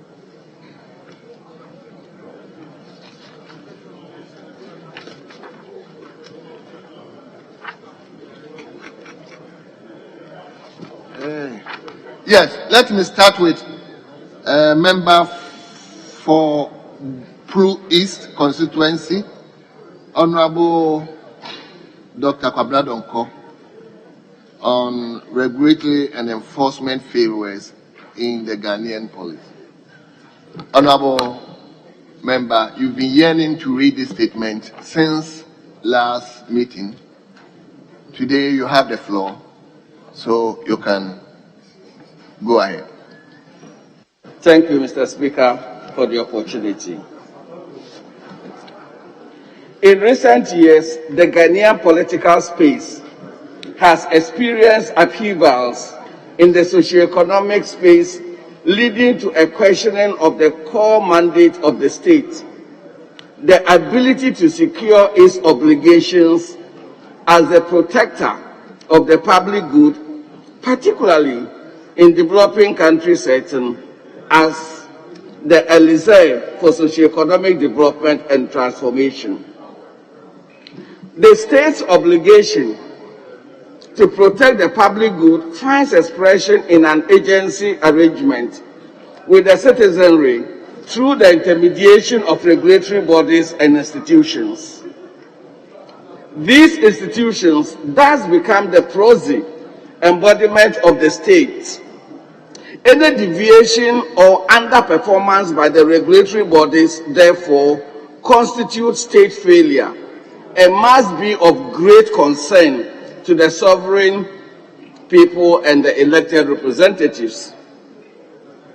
The current near free reign of illegal mining, the wanton abuse of petroleum downstream sector, the near meltdown of financial sector, the ever-pervasive boat accidents on the Volta Lake, the chaotic land administration scene, the near depletion of our forests, the pollution of water bodies, the total disregard for building regulations and spatial planning rules, the population of marketplace with substandard goods, to mention but a few, are symptomatic of regulatory and enforcement failure. And yet our statute book is replete with regulatory bodies established by both the Constitution and various acts of Parliament. The Land Commission, the Minerals Commission, the Petroleum Commission, the Forestry Commission, the Securities and Exchange Commission, the Water Commission, Town Planning Department, the Ghana Maritime Authority, the Fisheries Commission, the Insurance Commission, the Bank of Ghana, the National Petroleum Authority, the State Enterprises Commission, and the Ghana Standards Authority, etc., are some of the key regulatory agencies established. Regulatory bodies, unlike other agencies of government, impose duties. They deliver obligations rather than services. Society arms regulatory bodies and enforcement agencies with vast powers. They can impose economic sanctions, place liens upon or seize property, limit business practices, suspend professional licenses, etc. They are given such awesome power because they protect the public interest. The protection of public interest ensures that society is safe from abuse. How regulatory bodies use these powers fundamentally affect the nature and quality of life in a democracy. Mr. Speaker, it is therefore not surprising that in most democratic jurisdictions, regulators are scrutinized more often and more closely than other agencies of government. The possibility of the abuse of power, the dereliction of duty, and jeopardizing the lives of the citizenry, whether in the area of public health, the financial market, or public space, impacts directly on the welfare and well-being of the citizenry. And as such, institutions and agencies must therefore be held accountable for their stewardship of public resources and trust. Mr. Speaker, a cursory look at the stewardship of a few of these regulatory bodies paints a very worrying picture. I will want to zero on the National Petroleum Authority, the Minerals Commission, the Ghana Standards Authority, to argue that there has been regulatory failure in Ghana and that this House must take a far more serious interest in regulatory bodies and regulatory practice than it has done in the past. The Minerals Commission is established by Act 269 of the 1992 Constitution and the Minerals Commission Act 1993, Act 450. Section 450, subsection 2(1) states, the Commission is responsible for the regulation and management of the utilization of mineral resources and the coordination of policies in relation to them. There is no doubt that the law envisages a robust regulatory body with full responsibility for the mineral sector. The Mining and Minerals Act, Act 703, puts more flesh and regulatory role of the Commission by restricting the minister from exercising any power, discretion, or making a determination or agreement without obtaining the advice and recommendation of the Minerals Commission. Mr. Speaker, we are living witnesses to the mess the artisanal and small-scale mining have become in recent years. Within the last 3 years or so, 2 high-profile attempts at considerable cost to the taxpayer have been made to clean up the growing illegal mining regime in almost every region of Ghana with disastrous consequences. Most of our rivers and streams are dangerously polluted by unsafe chemicals, particularly mercury used in mining operations. The Minerals Commission, ably aided by the Forestry Commission, has become a good case study of exactly how not to regulate. The many started as small-scale, low-technology mining, with the Minerals Commission gleefully looking on without providing the needed guidance and technological leadership to go with the paradigm change. The failure in regulatory leadership by the Minerals Commission has allowed ASM to be hugely invaded by Chinese and other nationalities, imposing significant damage to our environment, especially water bodies, soil, and atmospheric pollution. The National Petroleum Authority, established by Act 691 as the downstream petroleum regulator, the Act sets out the object of the authority to regulate, oversee, and monitor activities in petroleum downstream industry, and where applicable, to do so in pursuance of the prescribed petroleum pricing formula.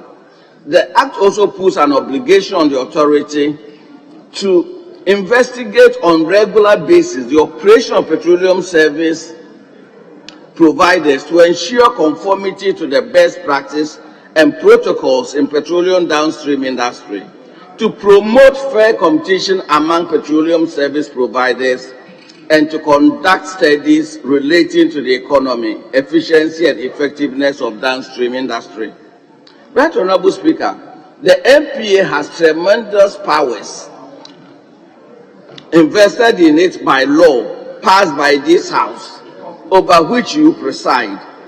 The conduct, however, of MPA has not just left much to be desired, but is threatening the health and survival of downstream sector, while impairing both physical and financial health of the people and economy. Mr. Speaker, the MPA has carelessly registered 225 oil and gas marketing companies as at the end of April 2021. As at 30th April 2021, only 95 of these have lifted a liter or a kilogram of fuel. And yet, MPA has gleefully allowed multiple registration and sponsorships of more than one company by the same entity, with pretending over wholesale third-party deliveries, contrary to the norms and best practice in the industry. Mr. Speaker, as at 09/03/21, OMCs were indebted to the Ghana Revenue Authority to the tune of 641 million cedis in overdue and outstanding collections they made on behalf of GRA, and refused to remit according to the laid-down process. Through multiple registration and licensing allowed by MPA, oil marketing companies manipulate their deliveries to shortchange Ghana of revenue. Mr. Speaker, the abuse of the Uniform Petroleum Pricing Fund administered by MPA is a standing joke in the industry. Notwithstanding the plethora of schemes introduced by MPA to check diversion and adulteration of petroleum products, the MPA has... Honorable members, please, let's give him attention. It's a very important statement. Let's give him attention, please.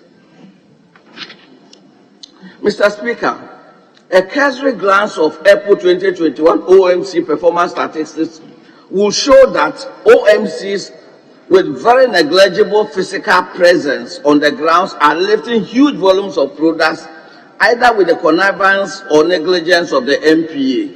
The incentive to do good professional business in this sector is being eroded by the level of abuse in the downstream sector.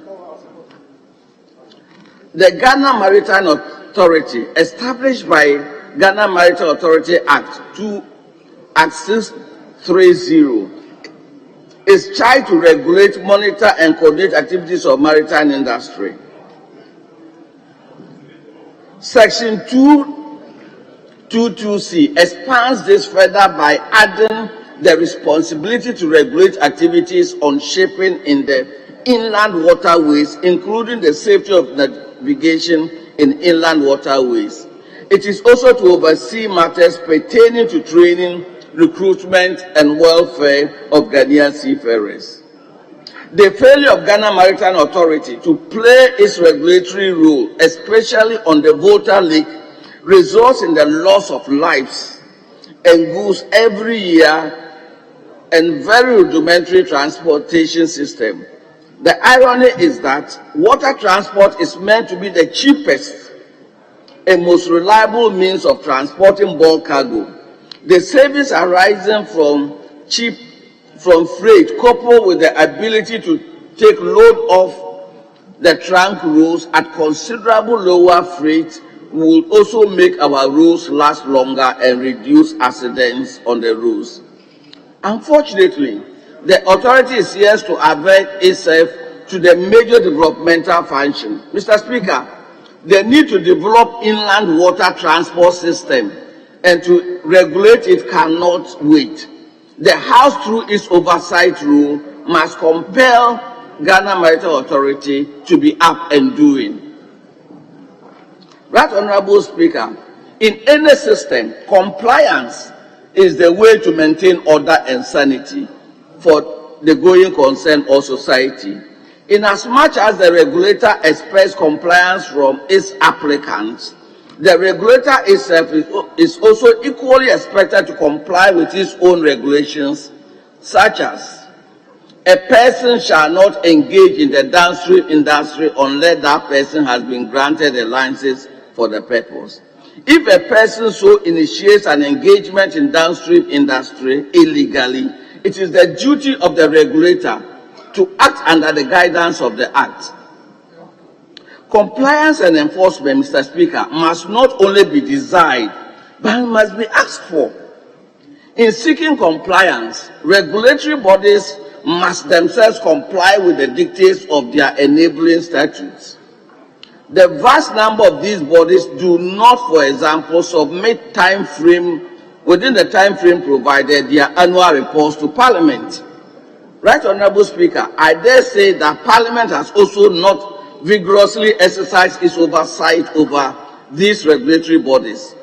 A number of them hardly submit the required annual report, and when they do, it is done years late to be of real benefit to Parliament and the nation. Mr. Speaker, regulatory practice is a craft with well-defined goals.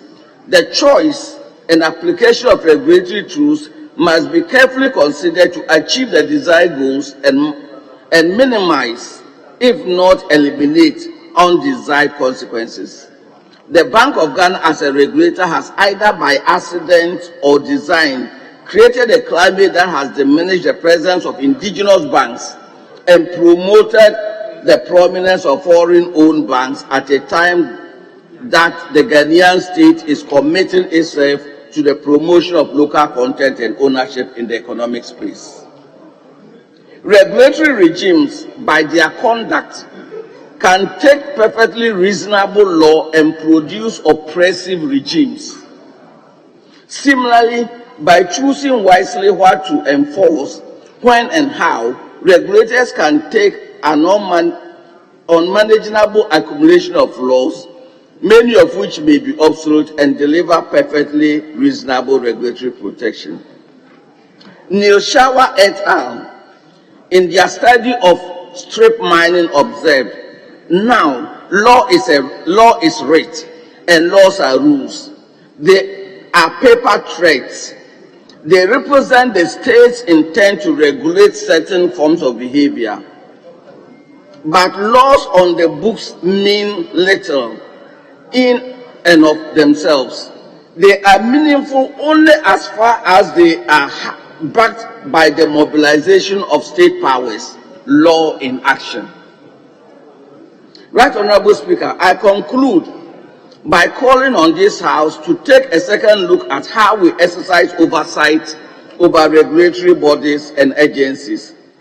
May we bring the appropriate ministers to answer for the non-submission of or late submission of annual reports or biannual reports, as the case may be. And may I humbly suggest that the House develop a mechanism for examining these reports other than the traditional referral to committees, or where referrals must of necessity be made to a subject matter committee. The committee report must be given prominence of place at the plenary. In my opinion, half of the challenge of governance in this country arise out of regulatory and enforcement failure. We as members of this House are obliged by our oath of office to address this worrying, clear and present danger to the very foundation of governance. Thank you, Mr. Speaker.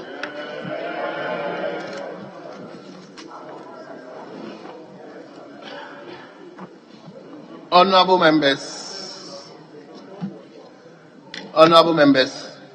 before I will invite members to contribute to the statement made by Honorable Dr. Kwabena Donkor, let me respectfully ask members to take today's order paper and refer to item number 2.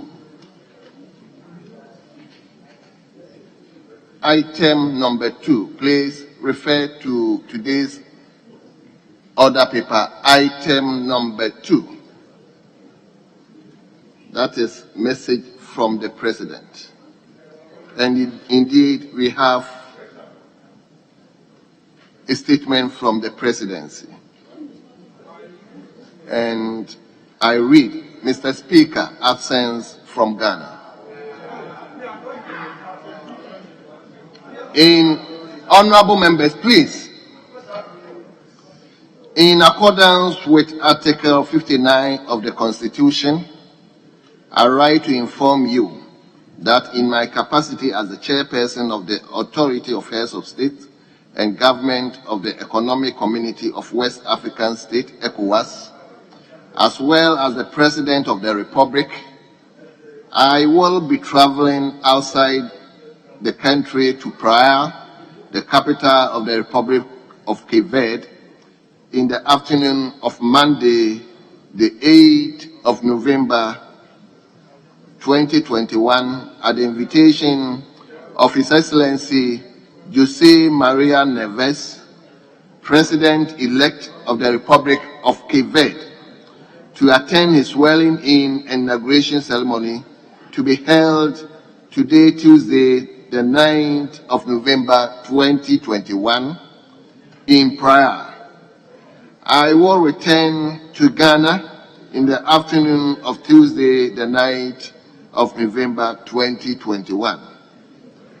During my absence, the Vice President, Alhaji Dr. Mohamed Baumia Shah, in accordance with Article 60(8) of the Constitution act in my state. Accept Mr. Speaker, the assurance of my highest consideration. Yours sincerely, signed, Nana Addo Dankwa Ekufuado, dated the 8th of November, 2021. Yes, let me come back to the statement. Yes, let me invite Honorable Edward Bawa, MP for Bongo. Thank you very much, Mr. Speaker, for the opportunity to contribute to the statement that was read by Honorable Kobna Donko, PhD. This is a statement on regulatory and enforcement failure in the Ghanaian polity. And then in doing that, he touches on a lot of regulatory bodies. He talks about Minerals Commission, MPA, that's the National Petroleum Authority, the Ghana Standards Board, the Ghana Maritime Authority, and then, of course, in a brief sense, he also talks about the Bank of Ghana. But, Mr. Speaker, with your permission, I want to concentrate on the page that contains the National Petroleum Authority, the last paragraph, that on that page, because it's not numbered. In that paragraph, he indicates, just for the purposes of my contribution, that, Mr. Speaker, the abuse of the UPPF administered by MPA is a stunning joke in the industry. This is why he put it. But he goes on further to talk about the product marking scheme. He talks about other schemes that have been introduced by MPA, but unfortunately are not working on, they are not enforcing them. Mr. Speaker, I want to touch on the product marking, the UPPF, and of course, another particular thing that he didn't add, but I want to just draw the attention of the House to, and that is the price stabilization and recovery levy, which is a subject of discussion for all of us. Mr. Speaker, the fuel marking scheme, what is it? Usually when we import products into the country, because we want to ensure that we have quality or unadulterated products, and to ensure that those products are taxed, we usually introduce an agent into it to give it a specific color. And so you go to buy your fuel and you see that there's a specific color to it. The whole idea is to be able to ensure that if I were to go to a pump station to buy fuel, I should be able to know that this is adulterated or not because of the marking, the fuel marking they put on it. It also then tells me that this product I'm buying, all the taxes on it have been paid to state. Unfortunately, we do not have a situation where this particular fuel marking scheme is properly implemented. Meanwhile, Ghanaians are charged on daily basis. Anytime you go to buy fuel, there's an amount you pay on the price builder for the fuel market, just to ensure that our taxes are properly collected and that the product that we are taking, we can ascertain that it is of the best standard. Indeed, if you look at the Chamber for Bulk Oil Distributors, their report for 2019-2020, they indicated that because of the lack of supervision by the MPA, Ghana lost, just in terms of taxes alone, about 1.9 billion Ghana cedis. That is stated in their report. The unfortunate part of it is that, beyond just the fact that the MPA itself is complicit in this, the report goes further to even state other state organizations that are involved in this. The GRA, people from the presidency, the national security, they are all involved in this scheme. Meanwhile, on a daily basis, Ghanaians go out to buy and pay. So today, if you have a situation where fuel prices are skyrocketing, we should at least, the least we will expect of the MPA as a regulatory body is to ensure that those monies, one, are collected, and two, that the products that we are buying are of quality. But we do not have that in our system. Second point, the UPPF. The UPPF, there's a Unified Petroleum Price Fund. When you go to buy fuel, you pay an amount to ensure that if I were to buy fuel in Bolga, the price for a liter will be the same thing if I were to go to Winneba and buy fuel. So that is an amount that takes care of the transportation of the products from point A to point B. Unfortunately, what we have is this. Somebody goes to load the fuel from point A, say, let's say in Accra Depot, with the aim that he's taking it to Hamile. So the fact that he's moving from Accra Depot to Hamile, he is paid an amount from this fund to take care of the transportation so that the price of fuel in Hamile will be the same thing as in Accra here. But unfortunately, the person takes the product in in Accra Depot, how much to offload it, and still takes the cost of the amount of money that he was supposed to take it to, what they call it, Hamile. And this is a fund that is managed by the NPA as a regulatory body. But unfortunately, we do not do that. We've used all policies, zonalization, that you cannot move from one zone to another zone. But this is simply not working. That's another area. The third and last point, as part of my contribution, I want to talk about is the price stabilization and recovery levy. The NPA has always indicated to us that because of the volatility of prices of crude oil, and for that matter, the product, we as Ghanaians are asked to pay an amount of money, 16 pesos for petrol, 14 for diesel, 14 for 1 kilogram of LPG. That any time the prices starts moving up, they use that amount of money to stabilize the prices. So it is a form of insurance that Ghanaians pay to ensure that if I am planning that in terms of my energy cost, in terms of my petroleum product cost, I'm telling that in the next 6 months, I'm spending 600 Ghana cedis in buying petrol to go to work. That I should have some level of certainty in terms of my budgeting, because I pay this 16 pesos per liter of petrol every day. Unfortunately, as we speak, this is an amount that we are not too sure how it is even administered. The latest we heard about this was the fact that government had issued a statement based on the advice of the National Petroleum Authority that there should be a suspension of this particular levy for 2 months, even without parliamentary approval anyway. However, nobody has told us since 2017 up to today, but per our own calculations, we think that we should be heading towards the neighborhood of about 2 billion. How these monies have been expended, the NPA has not told us. The only thing they tell us is that because prices are skyrocketing, they have asked government to suspend the charges of the petroleum, price stabilization and recovery levy for 2 months. Mr. Speaker, and that's why I agree with Honorable Comrade Donko, until we are serious, even as a house, to ensure that these bodies, because all these taxes and other things are approved by this house, that to ensure that these monies that are collected are used for their proper purposes, we will just be making fun of ourselves. And today I go to the pump and I pay 6 cedis, 90 pesos for a liter of petrol. And part of the reason why I pay that amount is because out of the 6 cedis, 90 pesos, about 3 cedis is on levies and charges. Charges and levies that are not being used for the reason for which they are collected. And I think that I want to thank the maker of the statement, a man who is very experienced in the industry, somebody who really has researched properly and given us a full thesis on how to ensure that our regulatory bodies work and work properly. Thank you very much, Mr. Speaker, for the opportunity. Let me invite my own Member of Parliament, MP for Trouble. Honorable.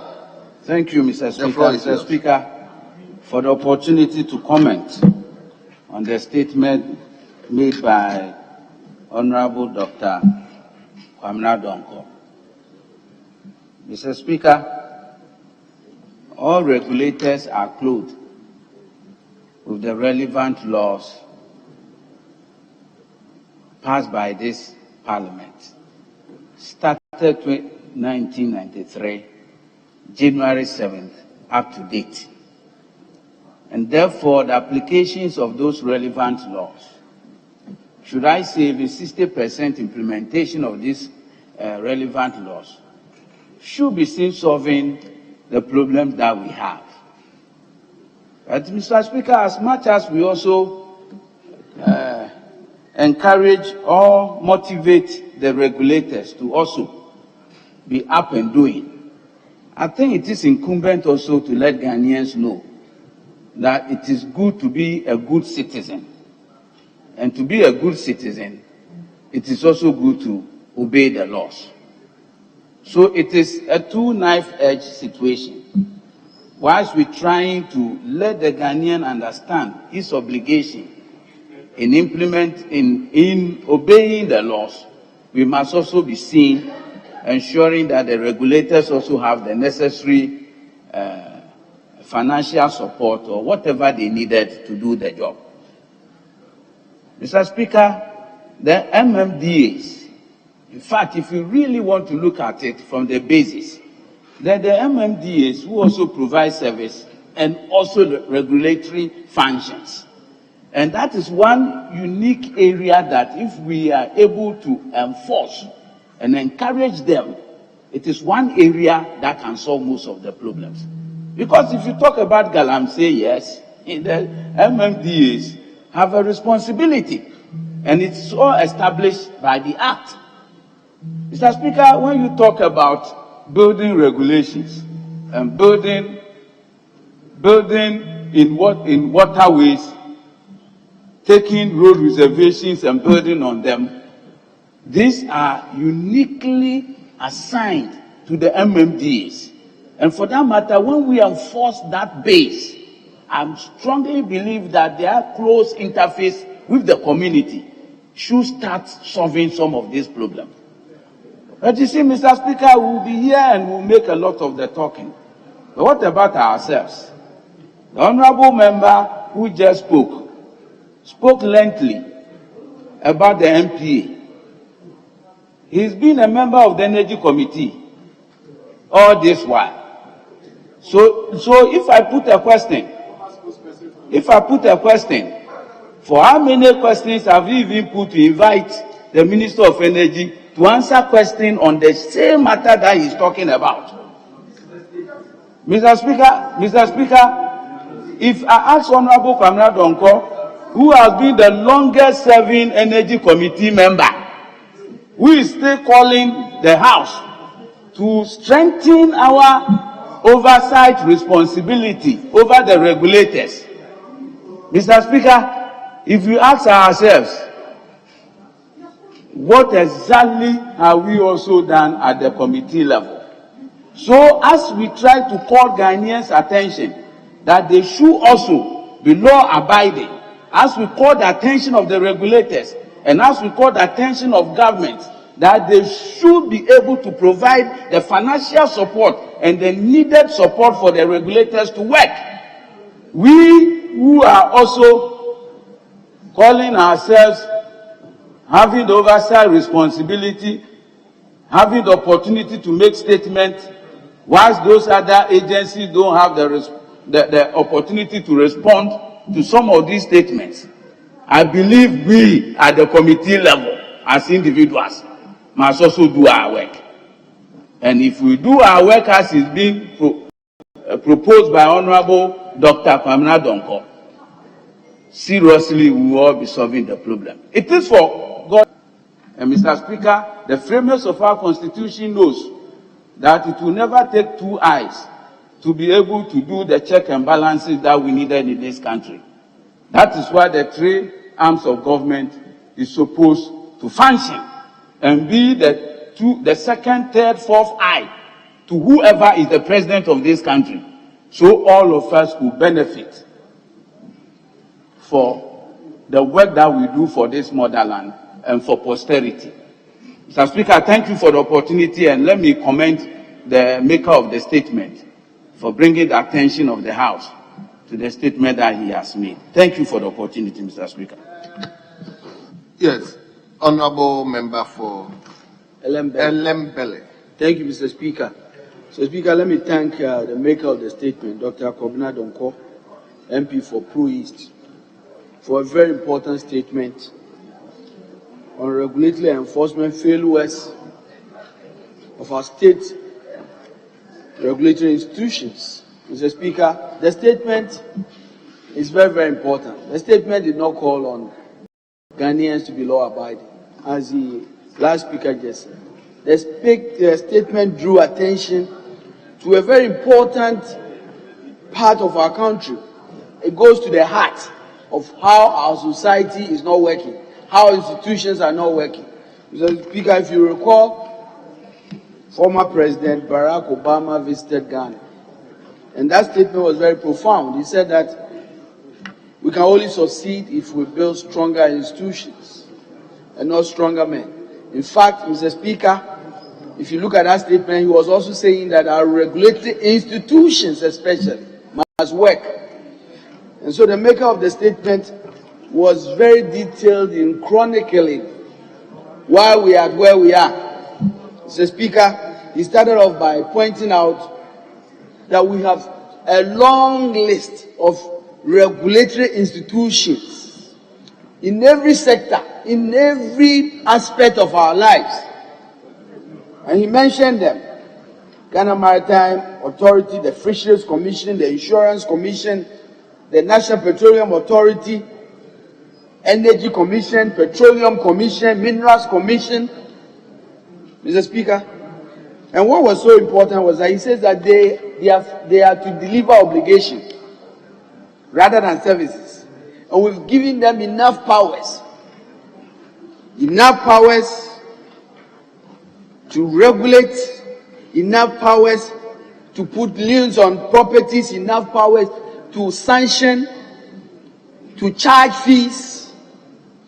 Mr. Speaker, so in the statement, he then goes to each of these individual regulatory institutions and points out the weaknesses. It starts with the Mineral Commission. And really, I don't even have to talk about the Mineral Commission, the weaknesses we know there. Why are we at our knees when it comes to the mineral sector? The issue of galamsey and our helplessness in fighting it. The destruction of our water bodies. He talked about the National Petroleum Authority and chronicled the weaknesses there. Adulteration of fuel and what have you. Mr. Speaker, he talked about the Petroleum Commission. Mr. Speaker, a new institution indeed, but there was a reason it was formed. They are to be the policemen in the upstream sector and ensure that oil companies are following our rules. How strong are they today? How strong is that institution in performing these duties? The Ghana Maritime Authority. What are the issues and challenges we are having in our maritime, the waters, the sea? Today, this morning, we were talking about all the challenges we are facing. Mr. Speaker, Food and Drug Administration. Just walk into the market and look at the type of products that are being sold and the danger it poses to our health. The Ghana Standard Authority, Mr. Speaker, and look at the dangers you face. How many times have we seen buildings collapsing left, right, and center? And really, at the core of it, you realize that what are we doing? You want a permit? You have a connection? You know somebody somewhere? Just make a phone call, you get it. Mr. Speaker, we are not helping ourselves. And that is why the maker of this statement is calling on us as a country to revisit the regulatory institutions and why we set them up, and how important it goes to the core of our society. We travel around the world and we say their systems are working. Why are their systems working? Because their regulatory institutions at work. They will hit you in your pocket. You don't follow the permit, Mr. Speaker. That is the core of this statement. And the core of the statement 100%. Mr. Speaker, what was so important also was what he said is that everything they are doing, if you think about it, it goes to the quality of life of the people of Ghana.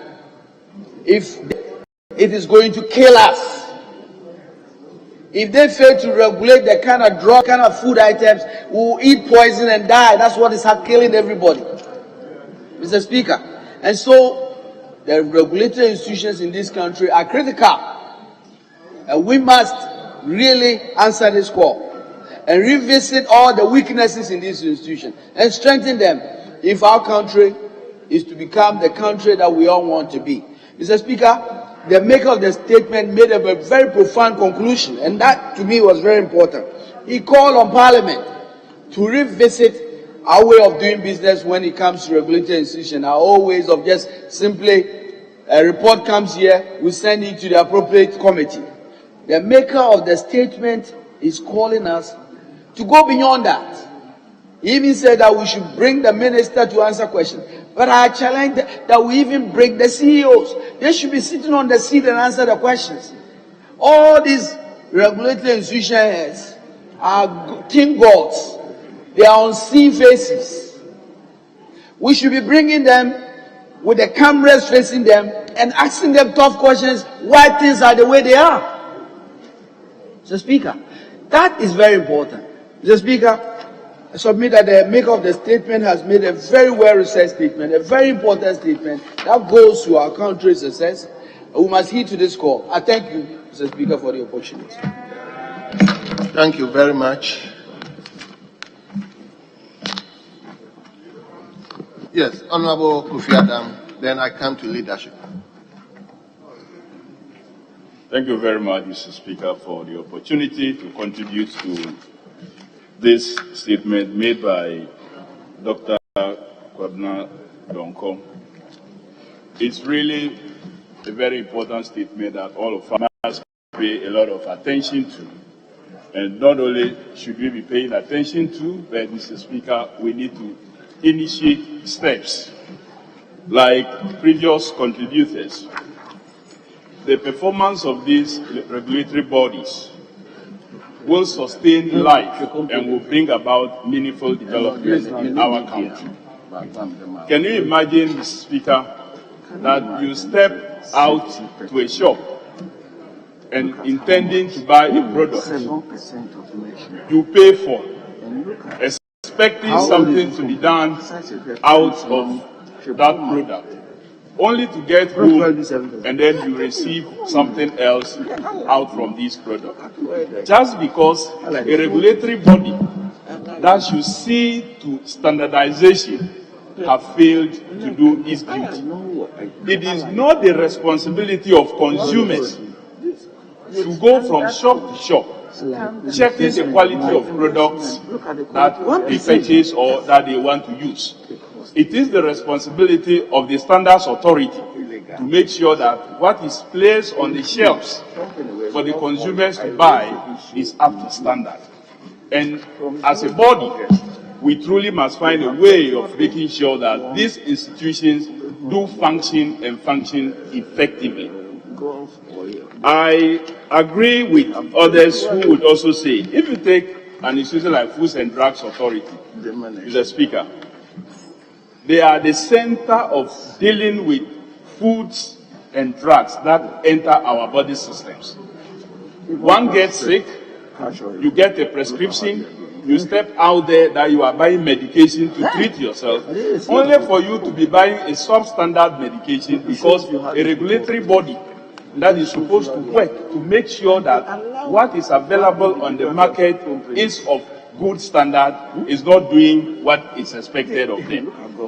Mr. Speaker, I agree with the maker of the statement that referring some of the reports that comes out from these bodies to the usual committees is not the only way to go. We should begin to look at establishing sometimes, like we do with the Public Accounts Committee. If it's possible, this House can create its own committee that will look into the functioning of regulatory bodies, just like the way Public Accounts Committee of Parliament goes into the Auditor and make further recommendations for the House to look into. We should begin to look at these institutions. and do something beyond the usual referral to the committees to consider. Mr. Speaker, there have been some fire outbreaks in this country that reports indicate is as a result of some substandard gadgets, like especially electrical gadgets that persons have had to purchase. Many of us here may have been victim to that. You buy an extension cord which is supposed to take a certain load, and you plug it only for the next minute to begin to see the fuse blow or fire coming out of it, just because an institution that is supposed to see to standardization have failed to do that. And so the maker of this statement has taken this trouble to research, to bring this out. We must not just make statements about it on this floor and leave it lying. We must do something beyond the usual comments that we are making today, Mr. Speaker, for us to see if it's possible. This House specially establish a committee, like the public accounts do, to go into such reports and see where they lack, fail to act. Some actions can be taken, because their failure, Mr. Speaker, has brought a burden on many of us who seek for elective offices. We discuss all kinds of situations, building standards. We discuss all kinds of things in planning, and we discuss all kinds of disasters which happened as a result of failure of some of these bodies to do the work that is expected of them. And when it does happen, we become the first victims. We are called out from our sleep, we are called out from our work to go and attend to some of these situations. So, Mr. Speaker, in thanking you for the opportunity, I want to also thank the maker of this statement. That this is a very important statement, and we must consider it and do much more deliberation about it. Thank you, Mr. Speaker. Very well. Let me invite Honorable Minister for Sports, Youth and Sports. Yes, Honorable Minister. Thank you so much, Mr. Speaker, for the opportunity to also contribute and make remarks on the statement just made by my senior Honorable Kobna Donko on the situation of the state regulations institutions that we have. The statement is apt and also appropriate, and I only want to urge that there is a good reason why we put these regulatory bodies or institutions in place, just to ensure that our agencies or regulatory agencies are efficient and effective in delivering and ensuring that the standardization is also met. But, Mr. Speaker, I also want to draw the attention that there's a good reason why, when ministers are chosen, they are given oversight responsibility to ensure that those state agencies they work and also put efficiencies and systems in place.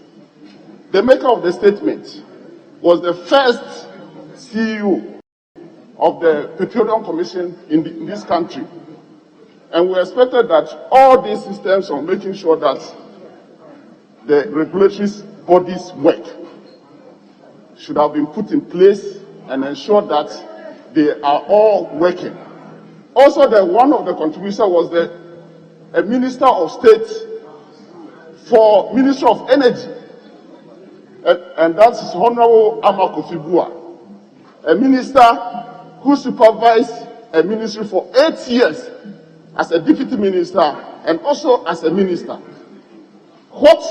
At what time did they realize that state institutions or regulatory bodies are not functioning and working as expected?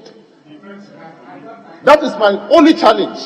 So when we are given opportunity, and even my colleague, MP for Bongo, an advisor and a spokesperson to the Ministry of Energy, had a responsibility of ensuring that all these regulatory bodies, we give them the necessary oversight responsibility in ensuring that they put in all the needed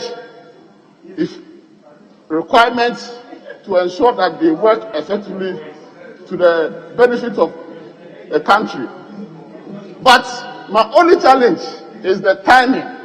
when they have realized that those regulatory bodies are not functioning, when they had the opportunity of making sure that all these agencies, be it Mineral Commission, be it Petroleum Commission, be it National Petroleum Authority, they had a very good opportunity of making sure that all these agencies worked.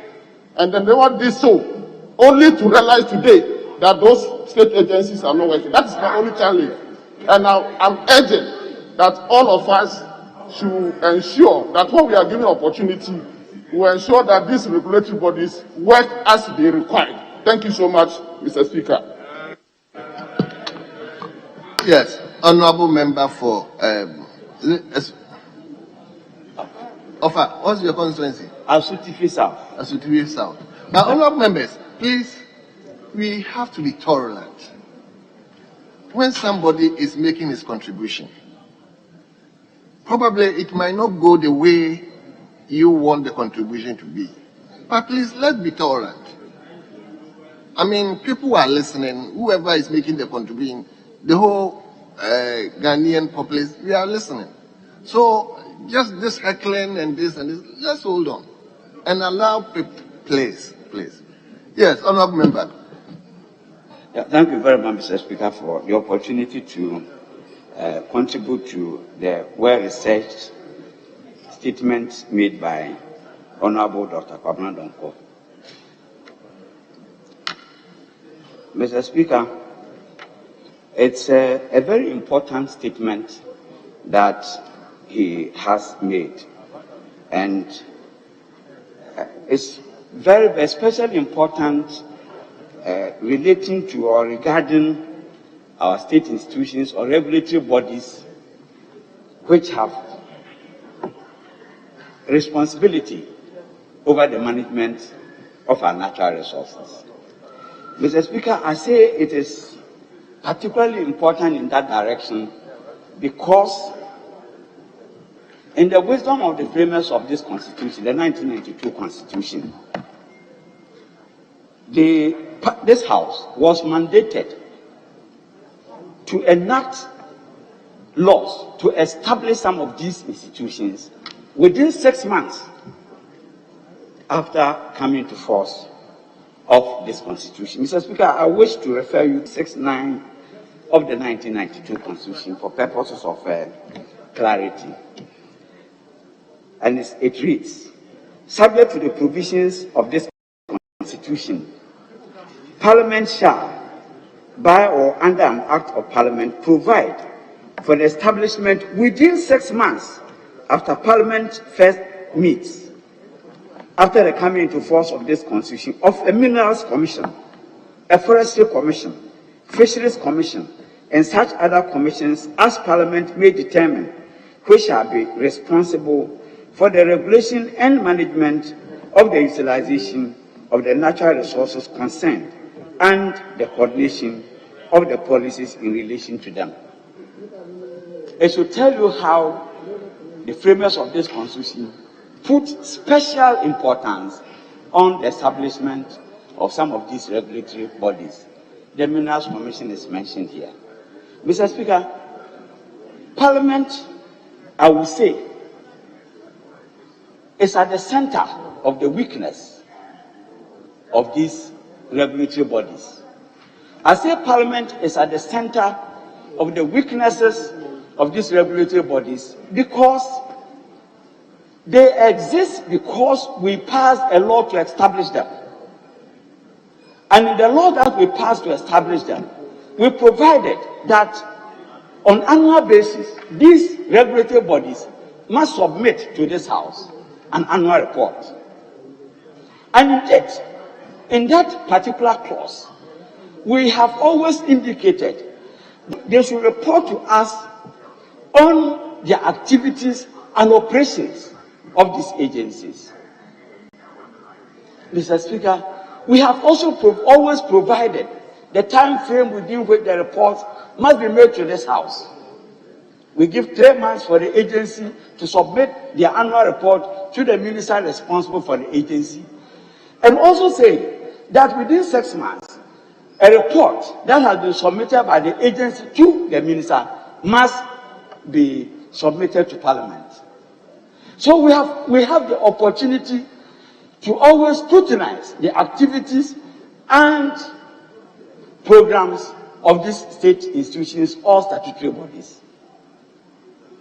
We are aware that for some of these state agencies or the regulatory bodies, for several years, they will not submit their reports to this House. I can give so many examples. A lot. They don't submit their reports to this House, and we look on. So who do you expect to hold these people accountable? We have enacted a law establishing these regulatory bodies, and we have put in the law that they should account to us by way of an annual report. And even in the asking them to submit the annual report, we have always added that they should add an audited account of the agencies, an audited account. In addition to activities and their programs, they should add audited account. So if you have the activities, their programs, and you have the audited account, everything about this agency, you will know. It is this House. It is this House that is not performing the duty reposed on us by the laws that we have passed ourselves. So, Mr. Speaker, I can only conclude by saying that if we want these state institutions, agencies, statutory bodies to function the way we want, the way we have asked them to function, in accordance with the enabling enactments, it is for us to ensure that they heed to the laws that establish them. On that basis, I want to call on all committee chairmen and ranking members of this House to take time, list all the agencies under them that are required to submit their annual reports to this House, and make sure that they submit their annual reports. Those that are in arrears, let's compel them to submit their annual reports.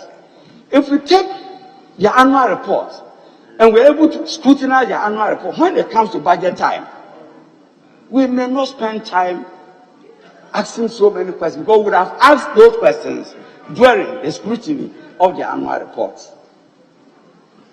Mr. Speaker, so I'll end by craving your indulgence to ask committee chairmen to make sure that the agencies under them that are required by the enabling enactments to submit to this House annual reports, including audited accounts, do so that we'll be seen to performing our duties of checking or oversighting these statutory bodies. I thank you very much for the opportunity.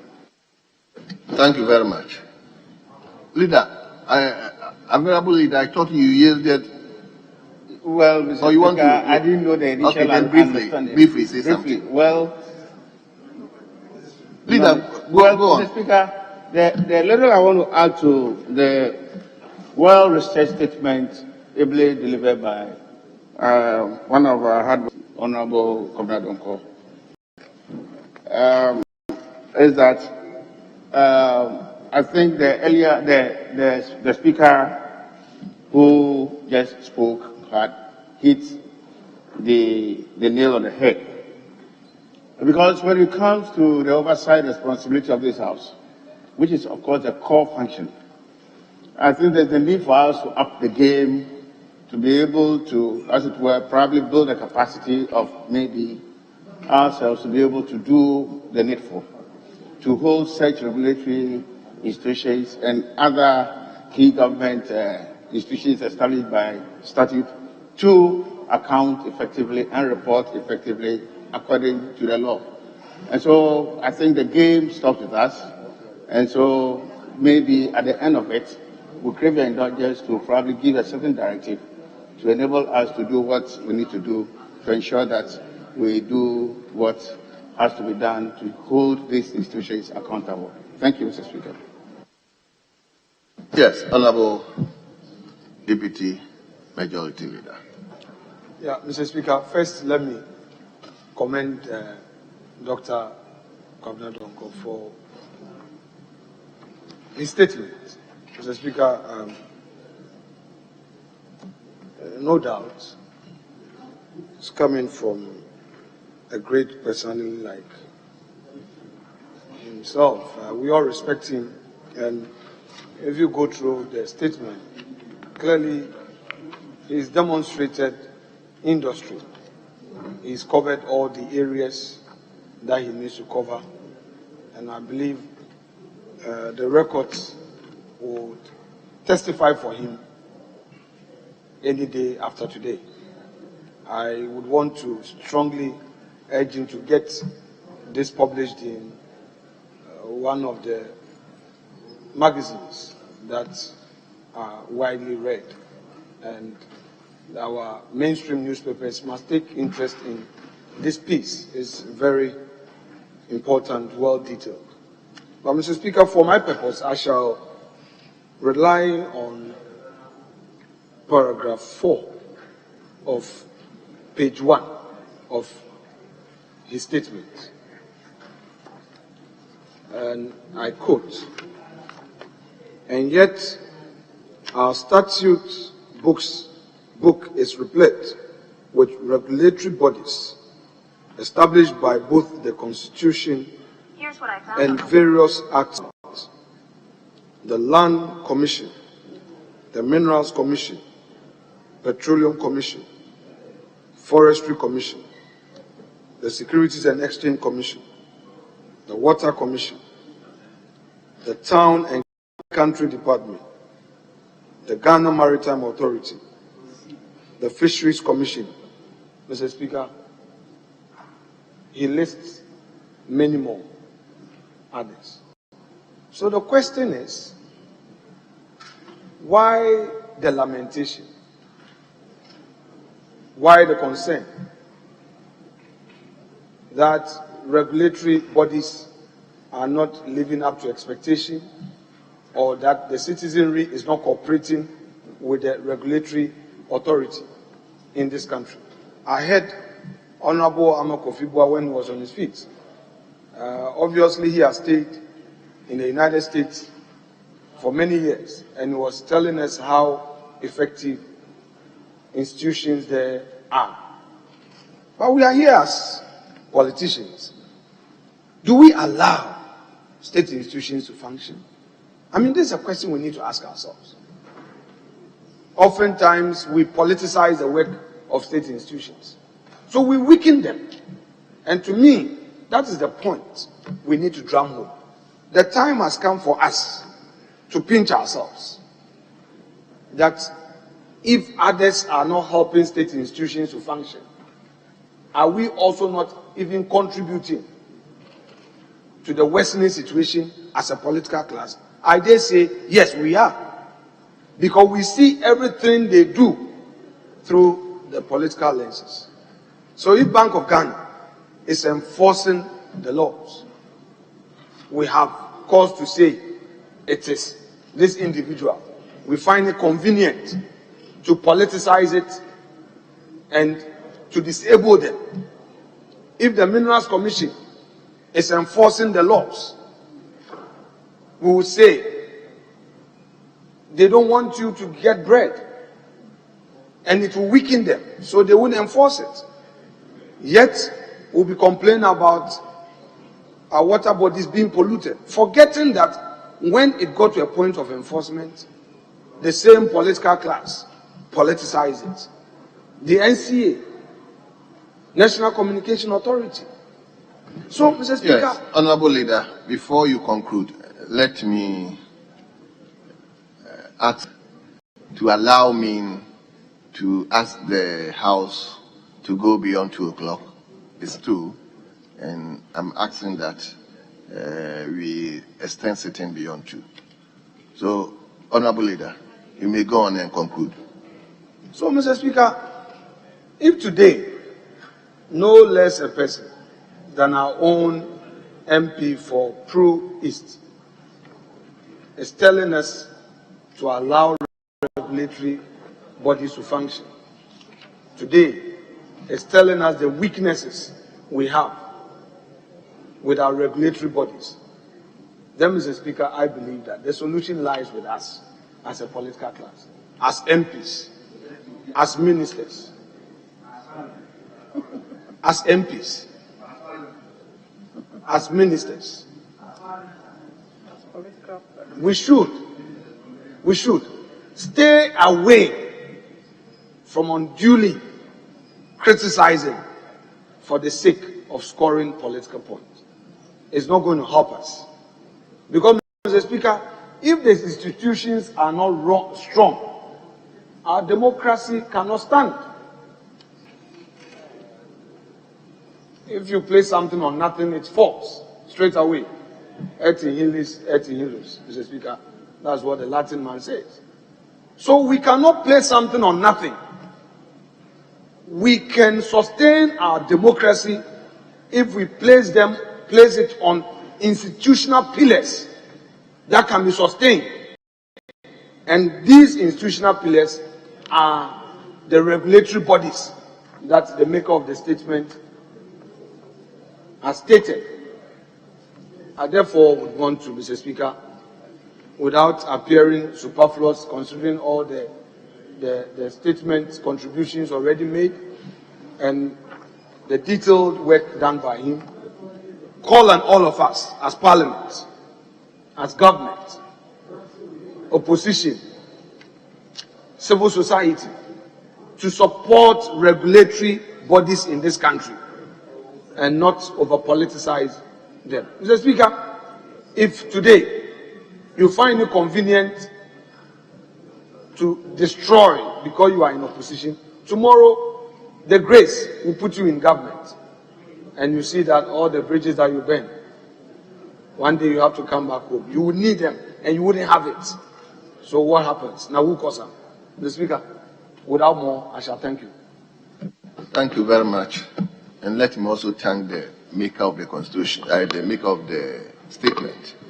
For me, it is one of the important statements I have personally witnessed, calling the regulatory authority to sit up and do their work. Because the systems can work if the regulatory authorities are working.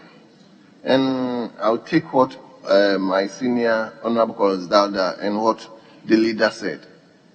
A lot also depend on we, the politicians. If we don't force them to do certain things, we know clearly that it will not augur well for the system. Then I think they'll be able to do what is expected of them. But be it as it may, the regulatory authorities must sit up. They must indeed sit up for the good and continuity of this country. So, Dr. Kwabra-Donkor, I thank you very much for this statement. Yes. Can we take another statement?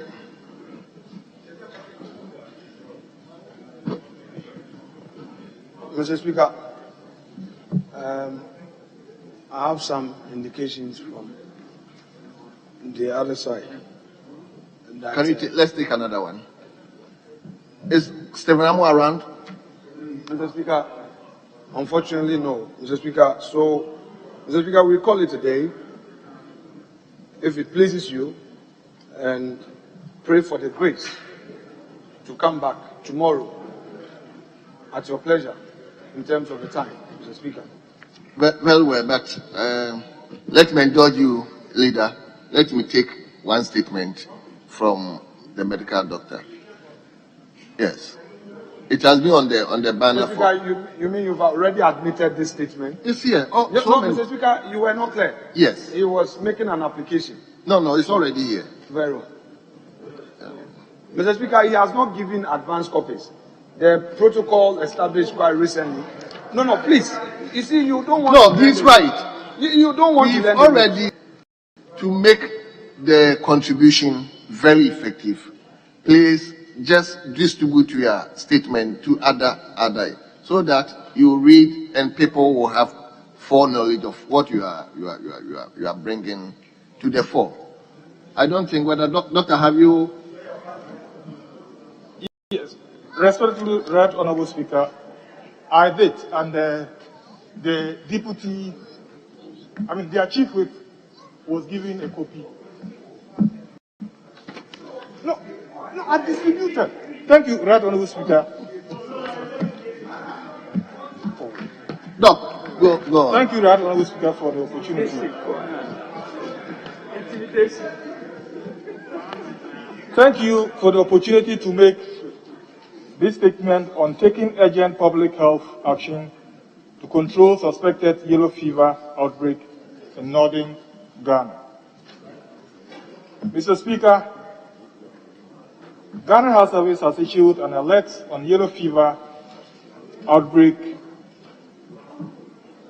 causing about the death of about 8 people in the Savannah region, mostly in the West Gonja and North Gonja districts of the Savannah region. According to the statement, it received an interim laboratory results of an unusual disease from the Savannah region of the country that has led to the death of 8 people. The disease is presumed to be yellow fever, and samples have been shipped for final confirmation to Senegal, that is Dakar.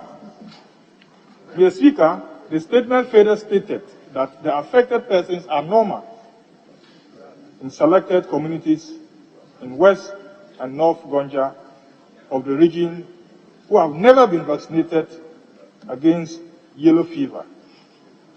Mr. Speaker, yellow fever is a mosquito-borne viral disease and classified under other viruses that cause hemorrhagic fever, such as Ebola, Lassa, Mabet, and Zika viruses. Yellow fever virus is endemic to sub-Saharan Africa and tropical South America, and is estimated to cause about 200,000 disease cases and about 30,000 deaths annually. The disease can result in jaundice, bleeding from body orifices such as nose, mouth, anus, etc., and is fatal in about 20 to 50% of persons with severe infection. That is quoting from the Hunter's Tropical Medicine 2013. Because no treatment currently exists for the disease, prevention through vaccination and the use of personal protective measures are critical to lower the disease rates and mortality. Mr. Speaker, this sad news about the disease is coming at a time that the country and the world is fighting COVID-19 pandemic. It is also around this season that the northern part of the country is expected to experience some cases of meningitis. Mr. Speaker, our health system has been overwhelmed by COVID-19 pandemic and will definitely not be in a good position to handle another deadly epidemic disease like yellow fever and meningitis. The objective of this statement, therefore, is to call for urgent public action to contain and limit the spread of yellow fever in the Savannah region. Mr. Speaker, while I commend the Ghana Health Service, the Ministry of Health, WHO, and other partners for sending a team of experts to quickly investigate the infection, I would like to make the following recommendations. 1, that the public should prevent mosquito bites by the use of protective clothes that cover all parts of the body. The Ministry of Health should take necessary steps to ensure the availability of yellow fever vaccines for the people. The government should provide adequate financial resources and logistics to strengthen the surveillance system in the northern part of the country.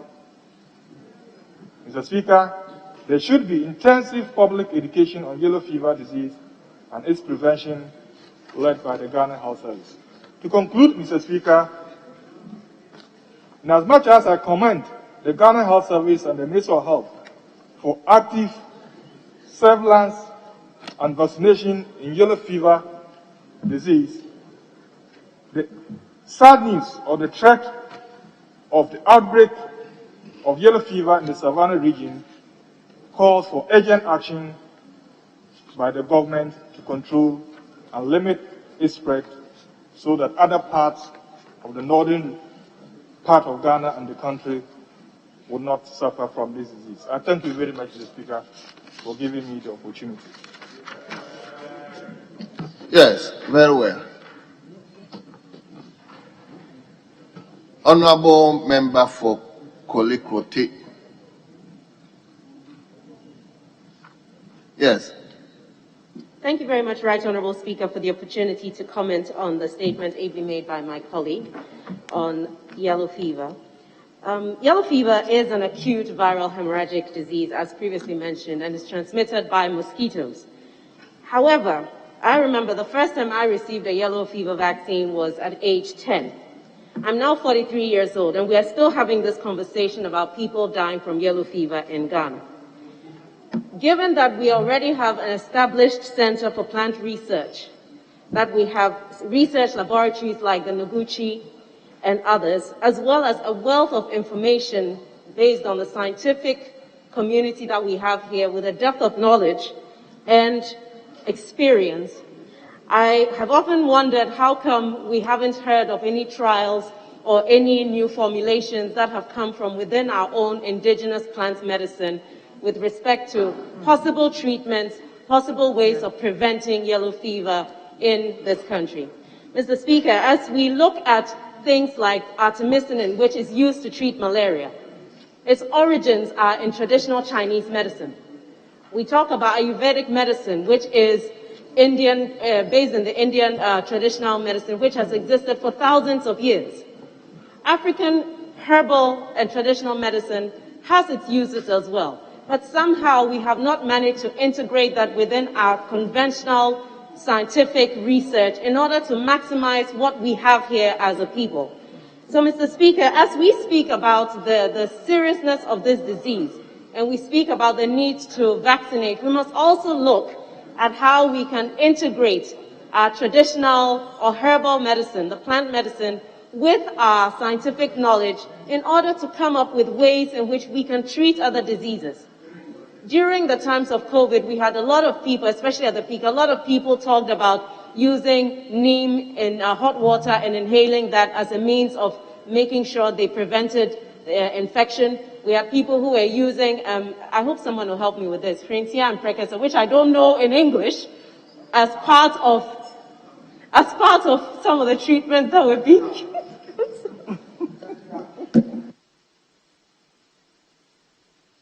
If Honorable Leader has the English translation for Precursor and Frentia, he may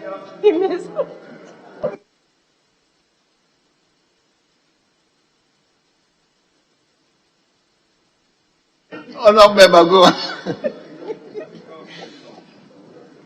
Mr. Speaker, I think the joking aside, in all seriousness, we need to take our indigenous plant medicine seriously in this country as a means of supporting the health care in this country. Clearly, the Chinese have done it and are still doing it. The Indians have done it and are still doing it. There's nothing that stops us from taking a greater interest in our plant medicine in order to ensure that we have the data, that we have the means by which we can even become the source for some of these medications that can be exported to other countries as a means of generating income in this country.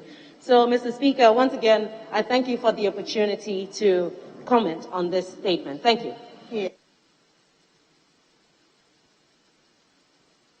Yes.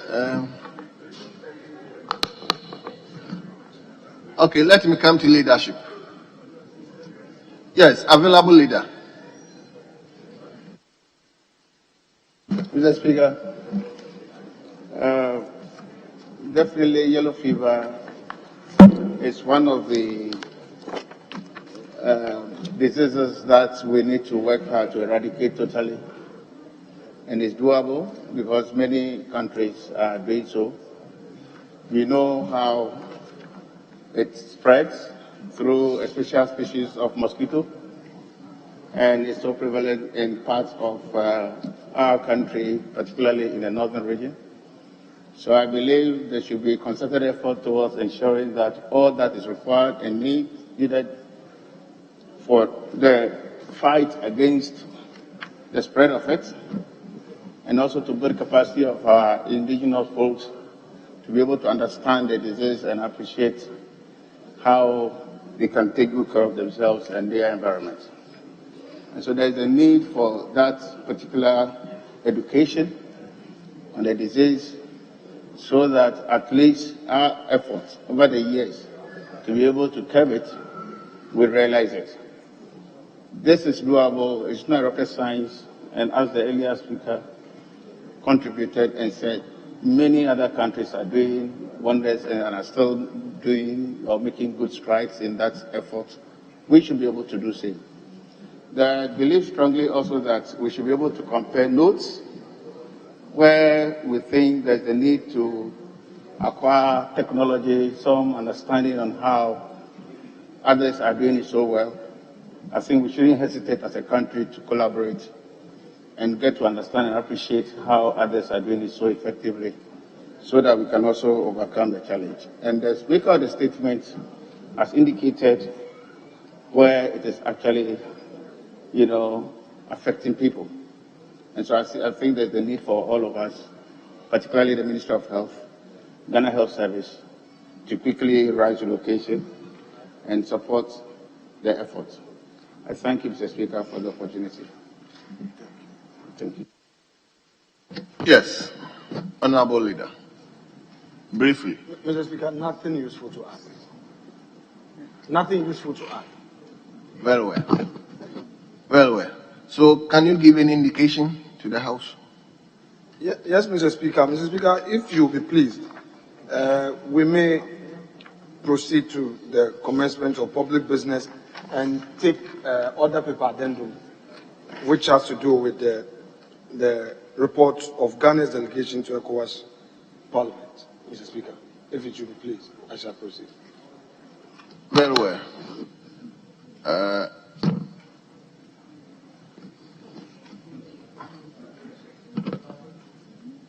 Other paper addendum. Very well. So, Leader, you may.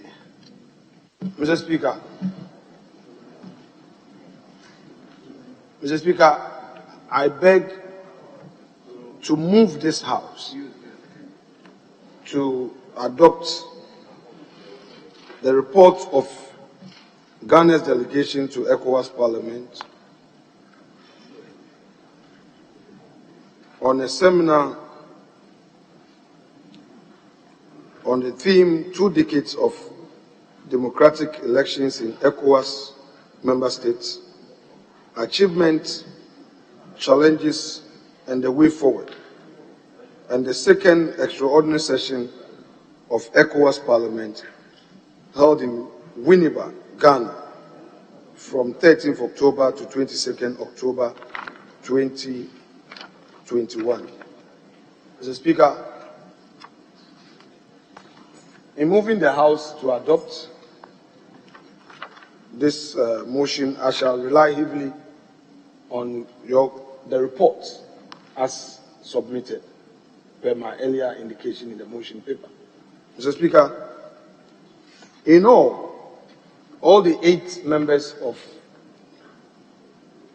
ECOWAS Parliament from Ghana's Parliament were present at the said session and seminar.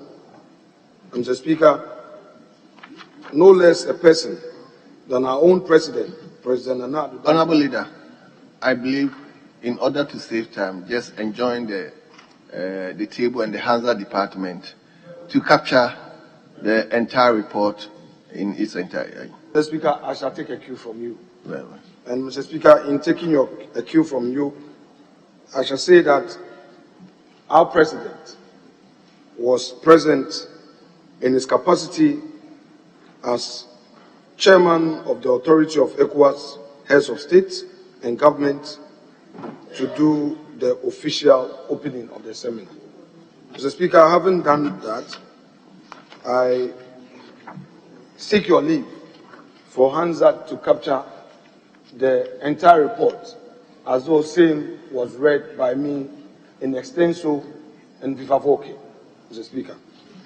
Mr. Speaker, I only would want to proceed with the conclusion of the report, which is at page 36 and is marked paragraph 5.0, that the seminar created a platform for participants to assess the progress so far made in the democratic governance process in West Africa, the challenges encountered, and provided opportunity for participants to proffer concrete solutions to the issues confronting elections and democracy in the sub-region. The extraordinary session, on the other hand, enabled honorable members to make the necessary input into the budget for the achievement of the objectives of the ECOWAS Parliament for the year 2022. The delegation hereby recommends to the House to adopt its report on the seminar, as aforementioned. Mr. Speaker, respectfully submitted. Thank you. Very well. So, how many ECOWAS members are here?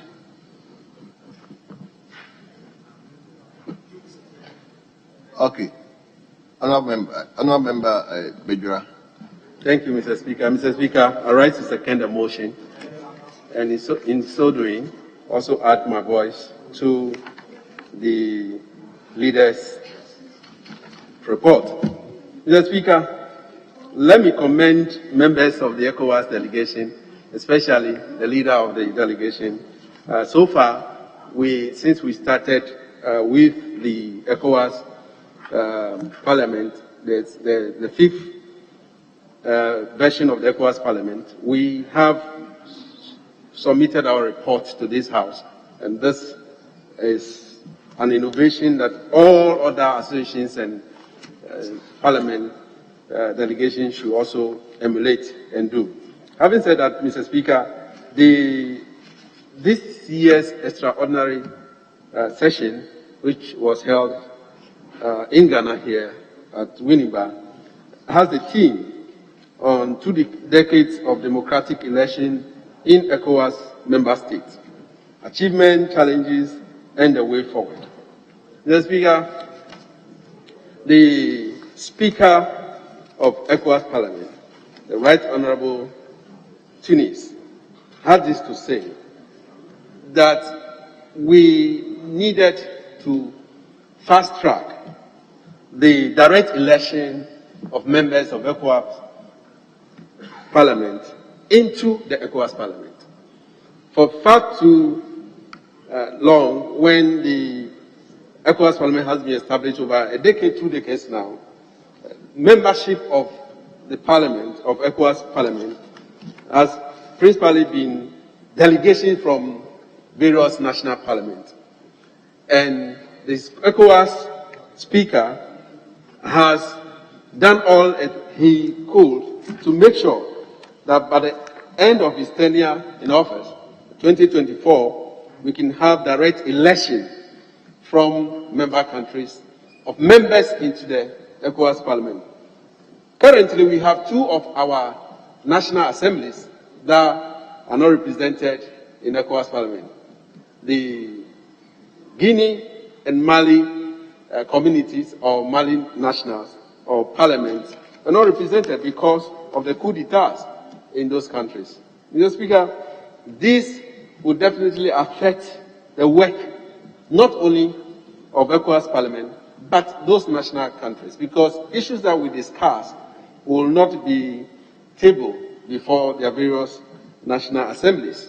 And therefore, there's a need for us to investigate, research, and also come up with solutions as to how we can prevent the truncation of elections, truncation of tenure of offices of democratic elected government in the various countries. If these 2 countries were not represented at this deliberation, how will they be able to inform the national through their various assemblies or national assemblies for them to take concrete action? Having said that, Mr. Speaker, it is eminent that all of us will support the direct election into the ECOWAS Parliament. Mr. Speaker, one of the contributors, who is a renowned professor from Benin has this to say. And if you permit, Mr. Speaker, his name is Professor Tupano. On page 15, he has this to say. Page 15, paragraph 1. He said, in terms of repression, there will be the need to broaden the sanctions mechanism by introducing a chapter on sanctions in the protocol in the event of civilian coup d'etat. Today, only military coups are prohibited, but there's no provision for civilian coup d'etats. Mr. Speaker, what is civilian coup d'etat? Where a country's leadership or the executive can request the national assemblies to call for a referendum to change the constitution of a country, elongating or adding additional term to the tenure of that leadership or administration of that country. That is civilian coup d'etat. That is not military coup d'etat.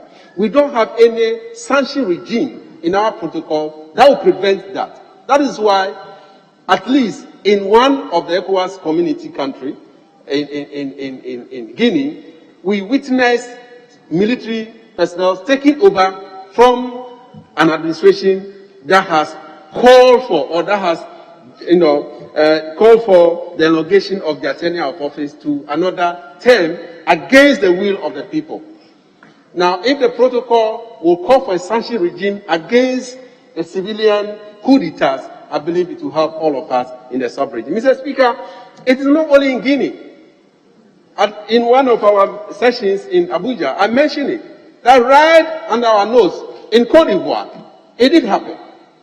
Are we encouraging our colleagues in the sub-region to begin to increase their terms in office? What is the sanction regime against those government, against those leadership in the various sub-regions? This is one of the things that we need to rise up as a nation, we need to rise up as a community to make sure that we prevent it. Otherwise, we'll have what we have in Mali and what we have in Guinea and other parts. If we are not careful, we'll have it somewhere else. And Mr. Speaker, the other contributor, Dr. Jega from University of Eartha, Kano State, also has this to say, Mr. Speaker. Page 18 of the report say that to optimize citizens' choices of representatives through the electoral process needs to be predicated on the fundamental principles and basic tenets of liberal democracy. This calls for transparent conduct of elections that are free, fair, credible and impartial, if not neutral, groups of officials who have integrity. Thus, both the agents and agencies, procedures and processes involved in the elections are required to ensure that electoral outcomes have the requisite integrity to drive the representatives' liberal democratic development. Mr. Speaker, over and over, we have heard in the sub-region where the electoral commissioners or the electoral officers, the process is not genuine, resulting in people, either calling for re-election or going to court. Why? Because those who are involved in the process themselves sometimes get themselves, involved in the process. And Mr. Speaker, we need to guard against all this so that the process will be genuine, the process will be transparent, the process will be so clear that nobody will go to court when the result is declared. Mr. Speaker, having said that, the committee, the members of the delegation is grateful to Mr. Right Honorable Speaker and to the House for giving us the opportunity to serve in the community parliament.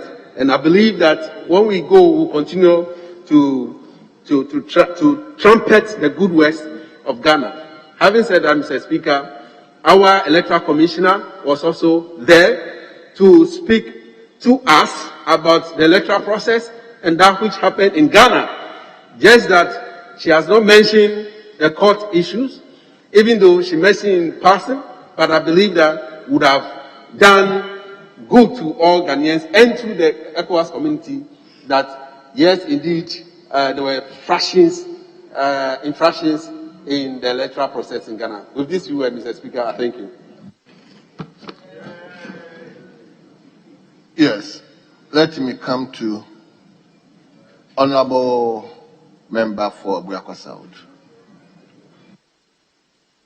Thank you, Right Honorable Speaker, for the opportunity to make a few comments relating to the report of Ghana's delegation to the ECOWAS Parliament. Honorable Speaker, from the outset, I think the theme for this extraordinary session, which was held in our own soil, Winneba, was very opportune. I think it is very, very, very serious theme that we should not gloss over. And I think the theme also should guide us in the future, because that is the essence of democracy. 2 decades of democratic election in ECOWAS member states, achievements, challenges, and the way forward. I am tempted to come to conclusion that our democratic experimentation will always have challenge. If you pay regard to other Asian democracies, some are even the same than 100 years. And in this part of our world, where we're used to coup d'etats, which came to disrupt democratic system, we've not had a very stable system of democracy. And I would say, with the greatest of respect, that democracy is at the infant stage. Honorable Speaker, my chief concern about this whole business of democracy, apart from this important meeting, which was intended for the elite, is to educate our people as to what democracy is about. Those people who never had the benefit of going to Winneba to dilate on such important issues as to democracy and democratic governance and the rest of it. We have come to a position in which most of us here, we are supposed to be the arrowheads of democracy, have been subjected to all manner of things because of the poor understanding of what democracy is all about. For example, is it the role of a member of parliament that every road should be tarred in the constituency? Is it your role? Is it also the case that if a hospital in your background is under-resourced, you are the one who's supposed to move heaven and earth to ensure that, the hospital is up to speed with what is necessary for it to run properly? Is it our role that all the little monies we have should be spent on funerals, and also we pay for funeral donations that even we don't know the corpse, we are not related to the corpse and the rest of it? But when those who are not here, but they are the very low ladder of democracy, believe that these are the expectations on us, it leaves much to be desired. So I want to submit respectfully that if we do not educate our people as to democracy, the role of the executive, the role of the legislature, and the role of the judiciary, we'll have a lot of problems. Honorable Speaker, I think the matters that were discussed, you can see as a very powerful cocktail. For example, electoral integrity and democratic consolidation. That's at the heart of democracy. That people will vote as to who will rule them. But if the system hasn't gotten integrity, there is a ruse, in the sense that they try to pretend that the people we've elected are the ones that came from the free will of the people, but eventually it is a contrived system in which the one who manipulates the system fulfilled those who are ruling, and that leaves much to be desired. So we cannot consolidate democracy without we having electoral integrity. I must say that we've evolved in a considerable degree, identification cards, representatives of political parties sitting with the referee, the electoral commissioner, and the rest of it. It is all evidence that we are really evolving, and we should continue. The role of the media. Honourable Speaker, if I should press too much about the media, I will waste all the time, because sometimes you realize that the media becomes the agent where when we have troubles, they bring it to a boiling point. How the media should nuance in a way to tone down the temperatures in the realm is a subject that we should really look at. Because it seems to me that to a reasonable extent, sensationalism has taken over education. And that is not how the posture of the media should be. But I'm told that bad news sells, but good news has no value. So when you sensationalize, it will add to your pocket. What about the role of the judiciary? My good friend was very much concerned that the electoral commissioner did not, talk about what happened in the Supreme Court, in this very important meeting. I have to understand his position. But I wanted to tell you that probably in her mind, it's like fait accompli, and doing post-mortems in such an important meeting will not be too helpful. So let's pardon the electoral commissioner for not, dilating on what happened in our background. Honourable Speaker, I think this is a very comprehensive report. But let me end on this note. Somebody said, if democracy is expensive, just try autocracy. I'm grateful to you for your kind indulgence. Thank you very much. Let me now come to Honourable Member for Northton. I'm most grateful, Mr. Speaker, for the opportunity to contribute to the report that has been presented by the leader of Ghana's delegation to the ECOWAS Parliament, my good friend and brother, the Honorable Alexander Kwamina Afenyo-Maki. Mr. Speaker, what is significant about this ECOWAS Parliament meeting, which was a seminar on the theme 2 decades of democratic elections in ECOWAS member states, achievements, challenges, and the way forward, is that it was held for the first time outside a capital of an ECOWAS member state. I want to celebrate our representatives to the ECOWAS Parliament for this bold initiative, holding this meeting outside Accra for the first time is very laudable. And sending it to Winneba, a city of enormous Pan-African significance. Winneba has served as a training ground for many Pan-Africanists of repute. The Kwame Nkrumah Ideological Institute was established in Winneba, and that is where many, many Pan-Africanists, including our current president, were trained on the ideals, the virtues, the values of socialism, of Pan-Africanism, and why Africans must take their destiny into their own hands. So I do know that the leader of the delegation, the Honorable Afenyo-Maki, must have made a strong pitch for this, considering that he is the Member of Parliament for the area.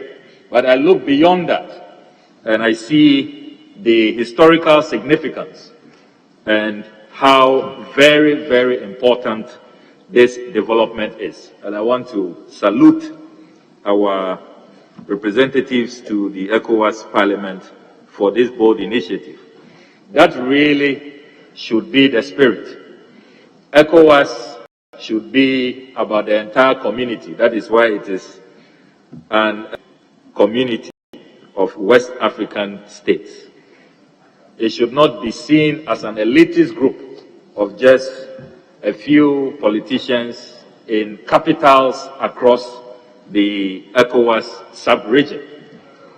All the people of West Africa must feel involved, must have a sense of belonging, and must feel the importance of ECOWAS. The dreams, the hopes and aspirations of our founding fathers and mothers for the establishment of this sub-regional body must not elude the West African people. And that is why this development is so significant. And I am, beside myself, so elated and absolutely excited about it, particularly the choice of Winneba. And being a Pan-Africanist and an Nkrumahist, I am so overjoyed by this development. Mr. Speaker, the other matter which must be emphasized is the theme for this summit. Our representatives at the ECOWAS Parliament could not have chosen a more apt theme. Democracy, as we speak in the sub-region, is under scrutiny. And what is clear, Mr. Speaker, is that if we do not get our loins, if we do not really carry out a self-assessment, we may be in for trouble. Mr. Speaker, it is Socrates who said that a life not examined is not worth living. We must at all times carry out an assessment. And after 2 decades of democracy in West Africa, it is really most apt that our ECOWAS Parliament decided to take stock. Mr. Speaker, I've been going through the report and the resource persons' presentations, which have been well summarized and very well captured, must give us cause for worry. If you read, Mr. Speaker, the presentation which has been captured at page 15, the one by Dr. Atahiru M. Jiga, from the Department of Political Science, Bayero University, Kano, Nigeria. He presents quite a worrying appraisal at page 15, the last paragraph. He says that he observed that democratic development in the region is essentially a hybrid. 7 countries are neither democratic nor authoritarian, while 6 countries are described as authoritarian. 2 are classified as flawed democracies. None is considered a full democracy. That is the state of democracy in our sub-region. And he presents the table at page 16, the Economist Intelligence Unit Democracy Index. Only 2 countries, Cape Verde and Ghana, and even that we are considered flawed democracies. Senegal is a hybrid democracy, together with Sierra Leone, Benin, the Gambia, Cote d'Ivoire, Nigeria. The rest are authoritarian regimes: Mali, Burkina Faso, Niger, Guinea, Togo, Guinea-Bissau. Mr. Speaker, clearly we have work to do, and democracy is on wobbly legs in the sub-region. The resource person, also at page 17, gives us a glimpse of the Mo Ibrahim Index on African governance. And again, Mr. Speaker, you can tell that democracy is really not yielding the dividends of good governance and the expectations of the people when it relates to the Human Development Index. And again, only Cape Verde and Ghana appear to score some good marks, but the rest are way below the mark of 60, if you look at the Mo Ibrahim Index of Governance. So, Mr. Speaker, this appraisal could not have happened at a more opportune time. And it is clear that the resource persons have delivered a very honest and objective appraisal. I am also very impressed, Mr. Speaker, by the presentation made by the other academic who is a lecturer at the University of Abomey, Calavi, Republic of Benin, Professor Victor Prudent Topanu. And some of the recommendations he has made are really worth considering. He has, for example, said at page 13 of the report that it is time for us to even take a second look at this re-election clause in the constitution of member states. He is proposing one single term. Either we do a 7 years or we do a 9 years, so that you can just focus. Because of the re-election ahead presidents, they have not gathered the courage, the boldness to make the interventions that ought to be made. They are not able to pursue the really tough matters that will bring much needed relief. And I thought that that proposal, which is something I have really been reflecting on at the personal level, I am excited to see Professor Tupanu make that recommendation. And I believe that if it is considered, it will save us where we are now as a sub-region. The other recommendation which I'm excited about is the fact that the ECOWAS Charter on good governance and elections, which requires member states to stay away from constitutional amendments 6 months to elections, except it is by majority decision by the people, probably through a referendum. He is saying that we should strengthen it further and have a provision that says that 1 year to an election, there should be no amendment at all to the Constitution. Again, Professor Tupanu really strikes a chord with some of us. Because if you observe, Mr. Speaker, what has been the source of conflict, the source of election-related violence, which then leads to coup d'etats, is because in last years, as presidents are approaching the end of their first term seeking re-election, they tinker with their constitutions. And then this constitutional somersaulting, for want of a better word, or constitutional mutilation, if I'll call it that way, which are done under dubious circumstances, it then leads to a total, lack of confidence in the democratic process. So, Mr. Speaker, these are very far-reaching recommendations which are the experts, and it should not be allowed to gather dust. I am glad that the Speaker of the Parliament of ECOWAS is making a personal commitment that before he hands over, all ECOWAS citizens will be allowed to vote. It's been almost 20 years. That provision was put on hold. 2024 will be 20 years. The transition has been too long for member states to directly elect their representatives to the ECOWAS Parliament. That universal adult suffrage must be achieved. And I'm glad that Speaker Tunis is making a personal commitment to that effect. I hope that it will come to pass and we will all support him. But Mr. Speaker, as I conclude, it is important that we don't set the bar too low.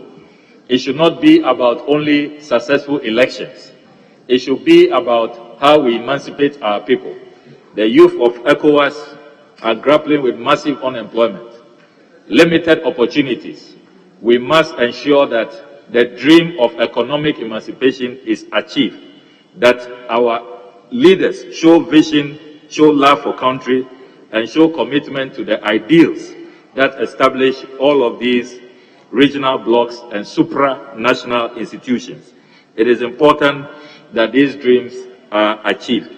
And I can only wish ECOWAS well, and I can only wish Pan-Africanism and true integration of the people well. And finally, I hope that this will be a reminder that the borders that remain closed should be opened. Ghana is now virtually the only ECOWAS country that has not opened its land borders to goods and to people. This should remind all of us that in the true spirit of West Africa integration, let the borders be opened within COVID-19 protocol arrangements like we have done for the air travel. We can do that for land travel and alleviate the sufferings of the people. That is the only way the people will begin to have confidence in ECOWAS, and they will see that ECOWAS is working in their interests. I thank you very much for the opportunity, Mr. Speaker. Yes, Honorable Ophelia Infantiman. Mr. Speaker, thank you for the opportunity. Just to add a little to what my seniors and the various speakers have said.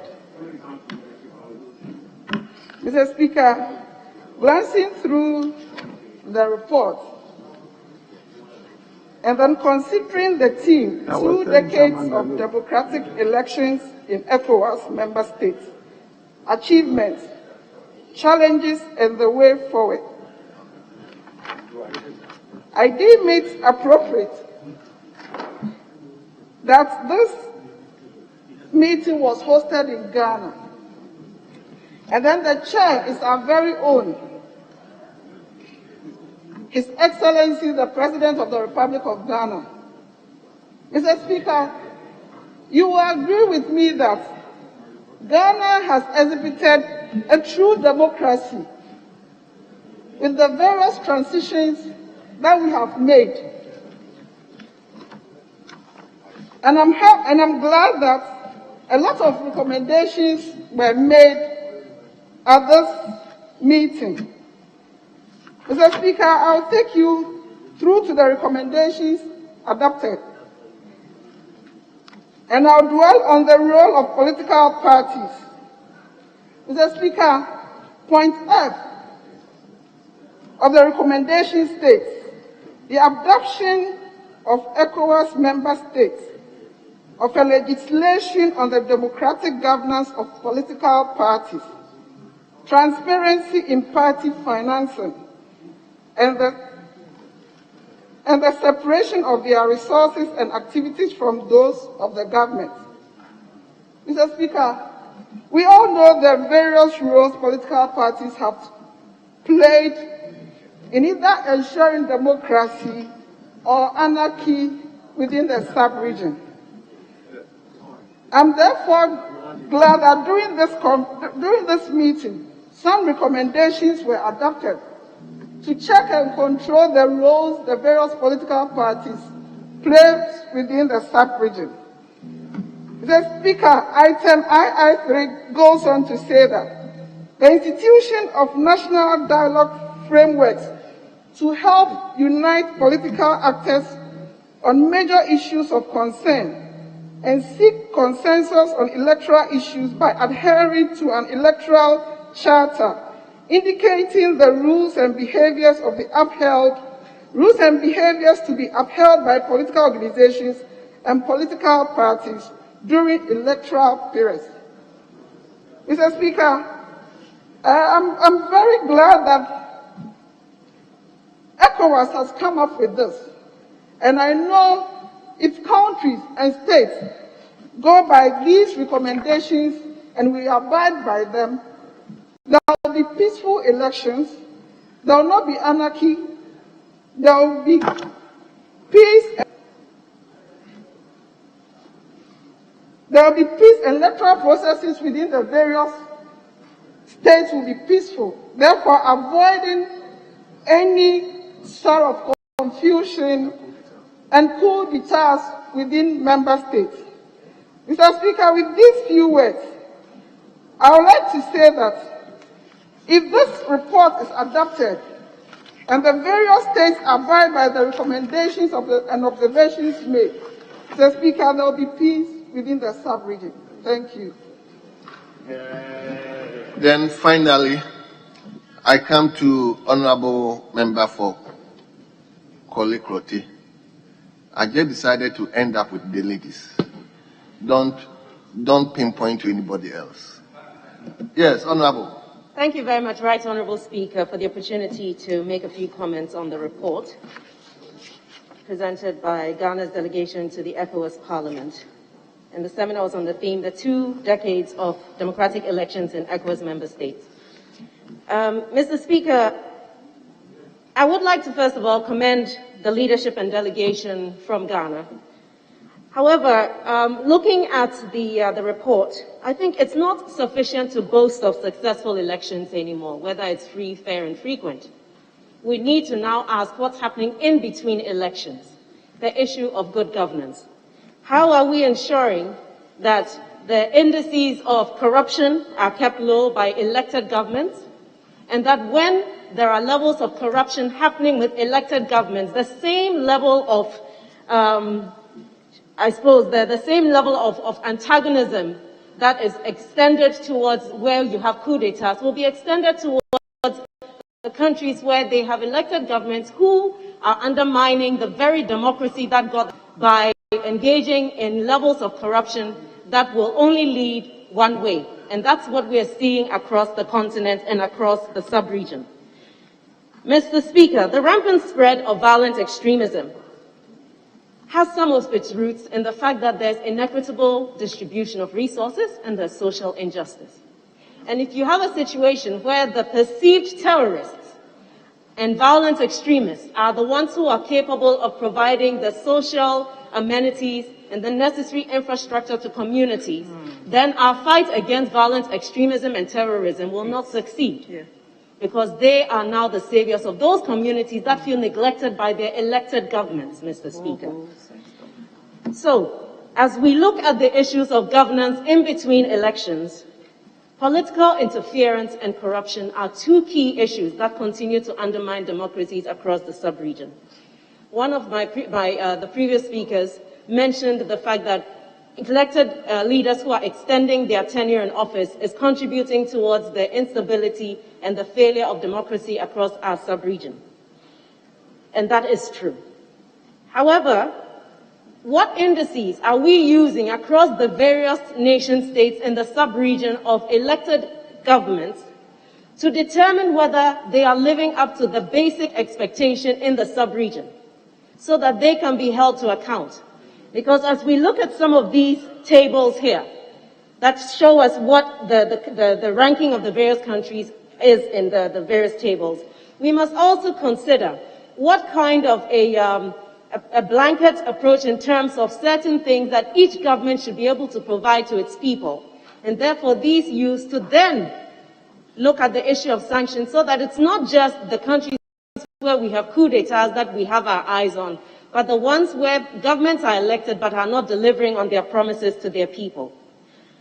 Through the document, I was sad to say that given that inclusivity is one of the pillars of good governance, I didn't see anything about increasing the representation of women in various leadership positions in politics, nor did I see anything spoken on the issue of violence against women in politics and during elections, which have become so rampant that a lot of women who would be very capable in various positions of authority shy away from this because of the levels of abuse and denigration that they go through in the media and on various social media platforms because of politics, in the name of democracy.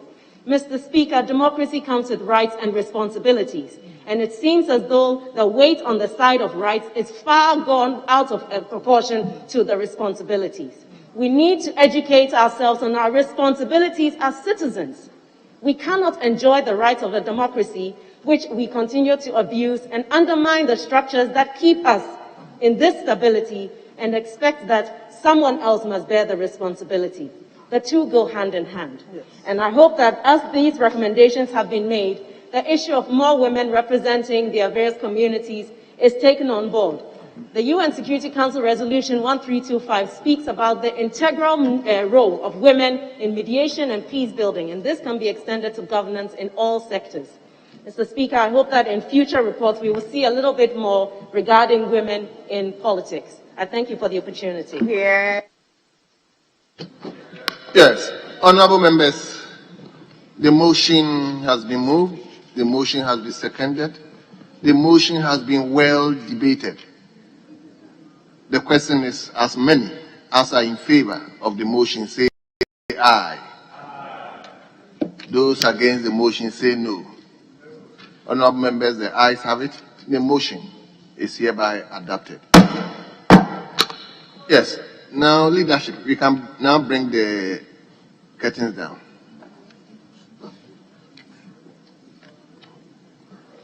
Mr. Speaker, nothing now remains except that we are entirely in your hands, considering the time, Mr. Speaker. Very well. Yes, available leader. Yes, Mr. Speaker, as said by the majority, Dr. Leader, we are entirely in your hands. We are entirely in your hands, sir.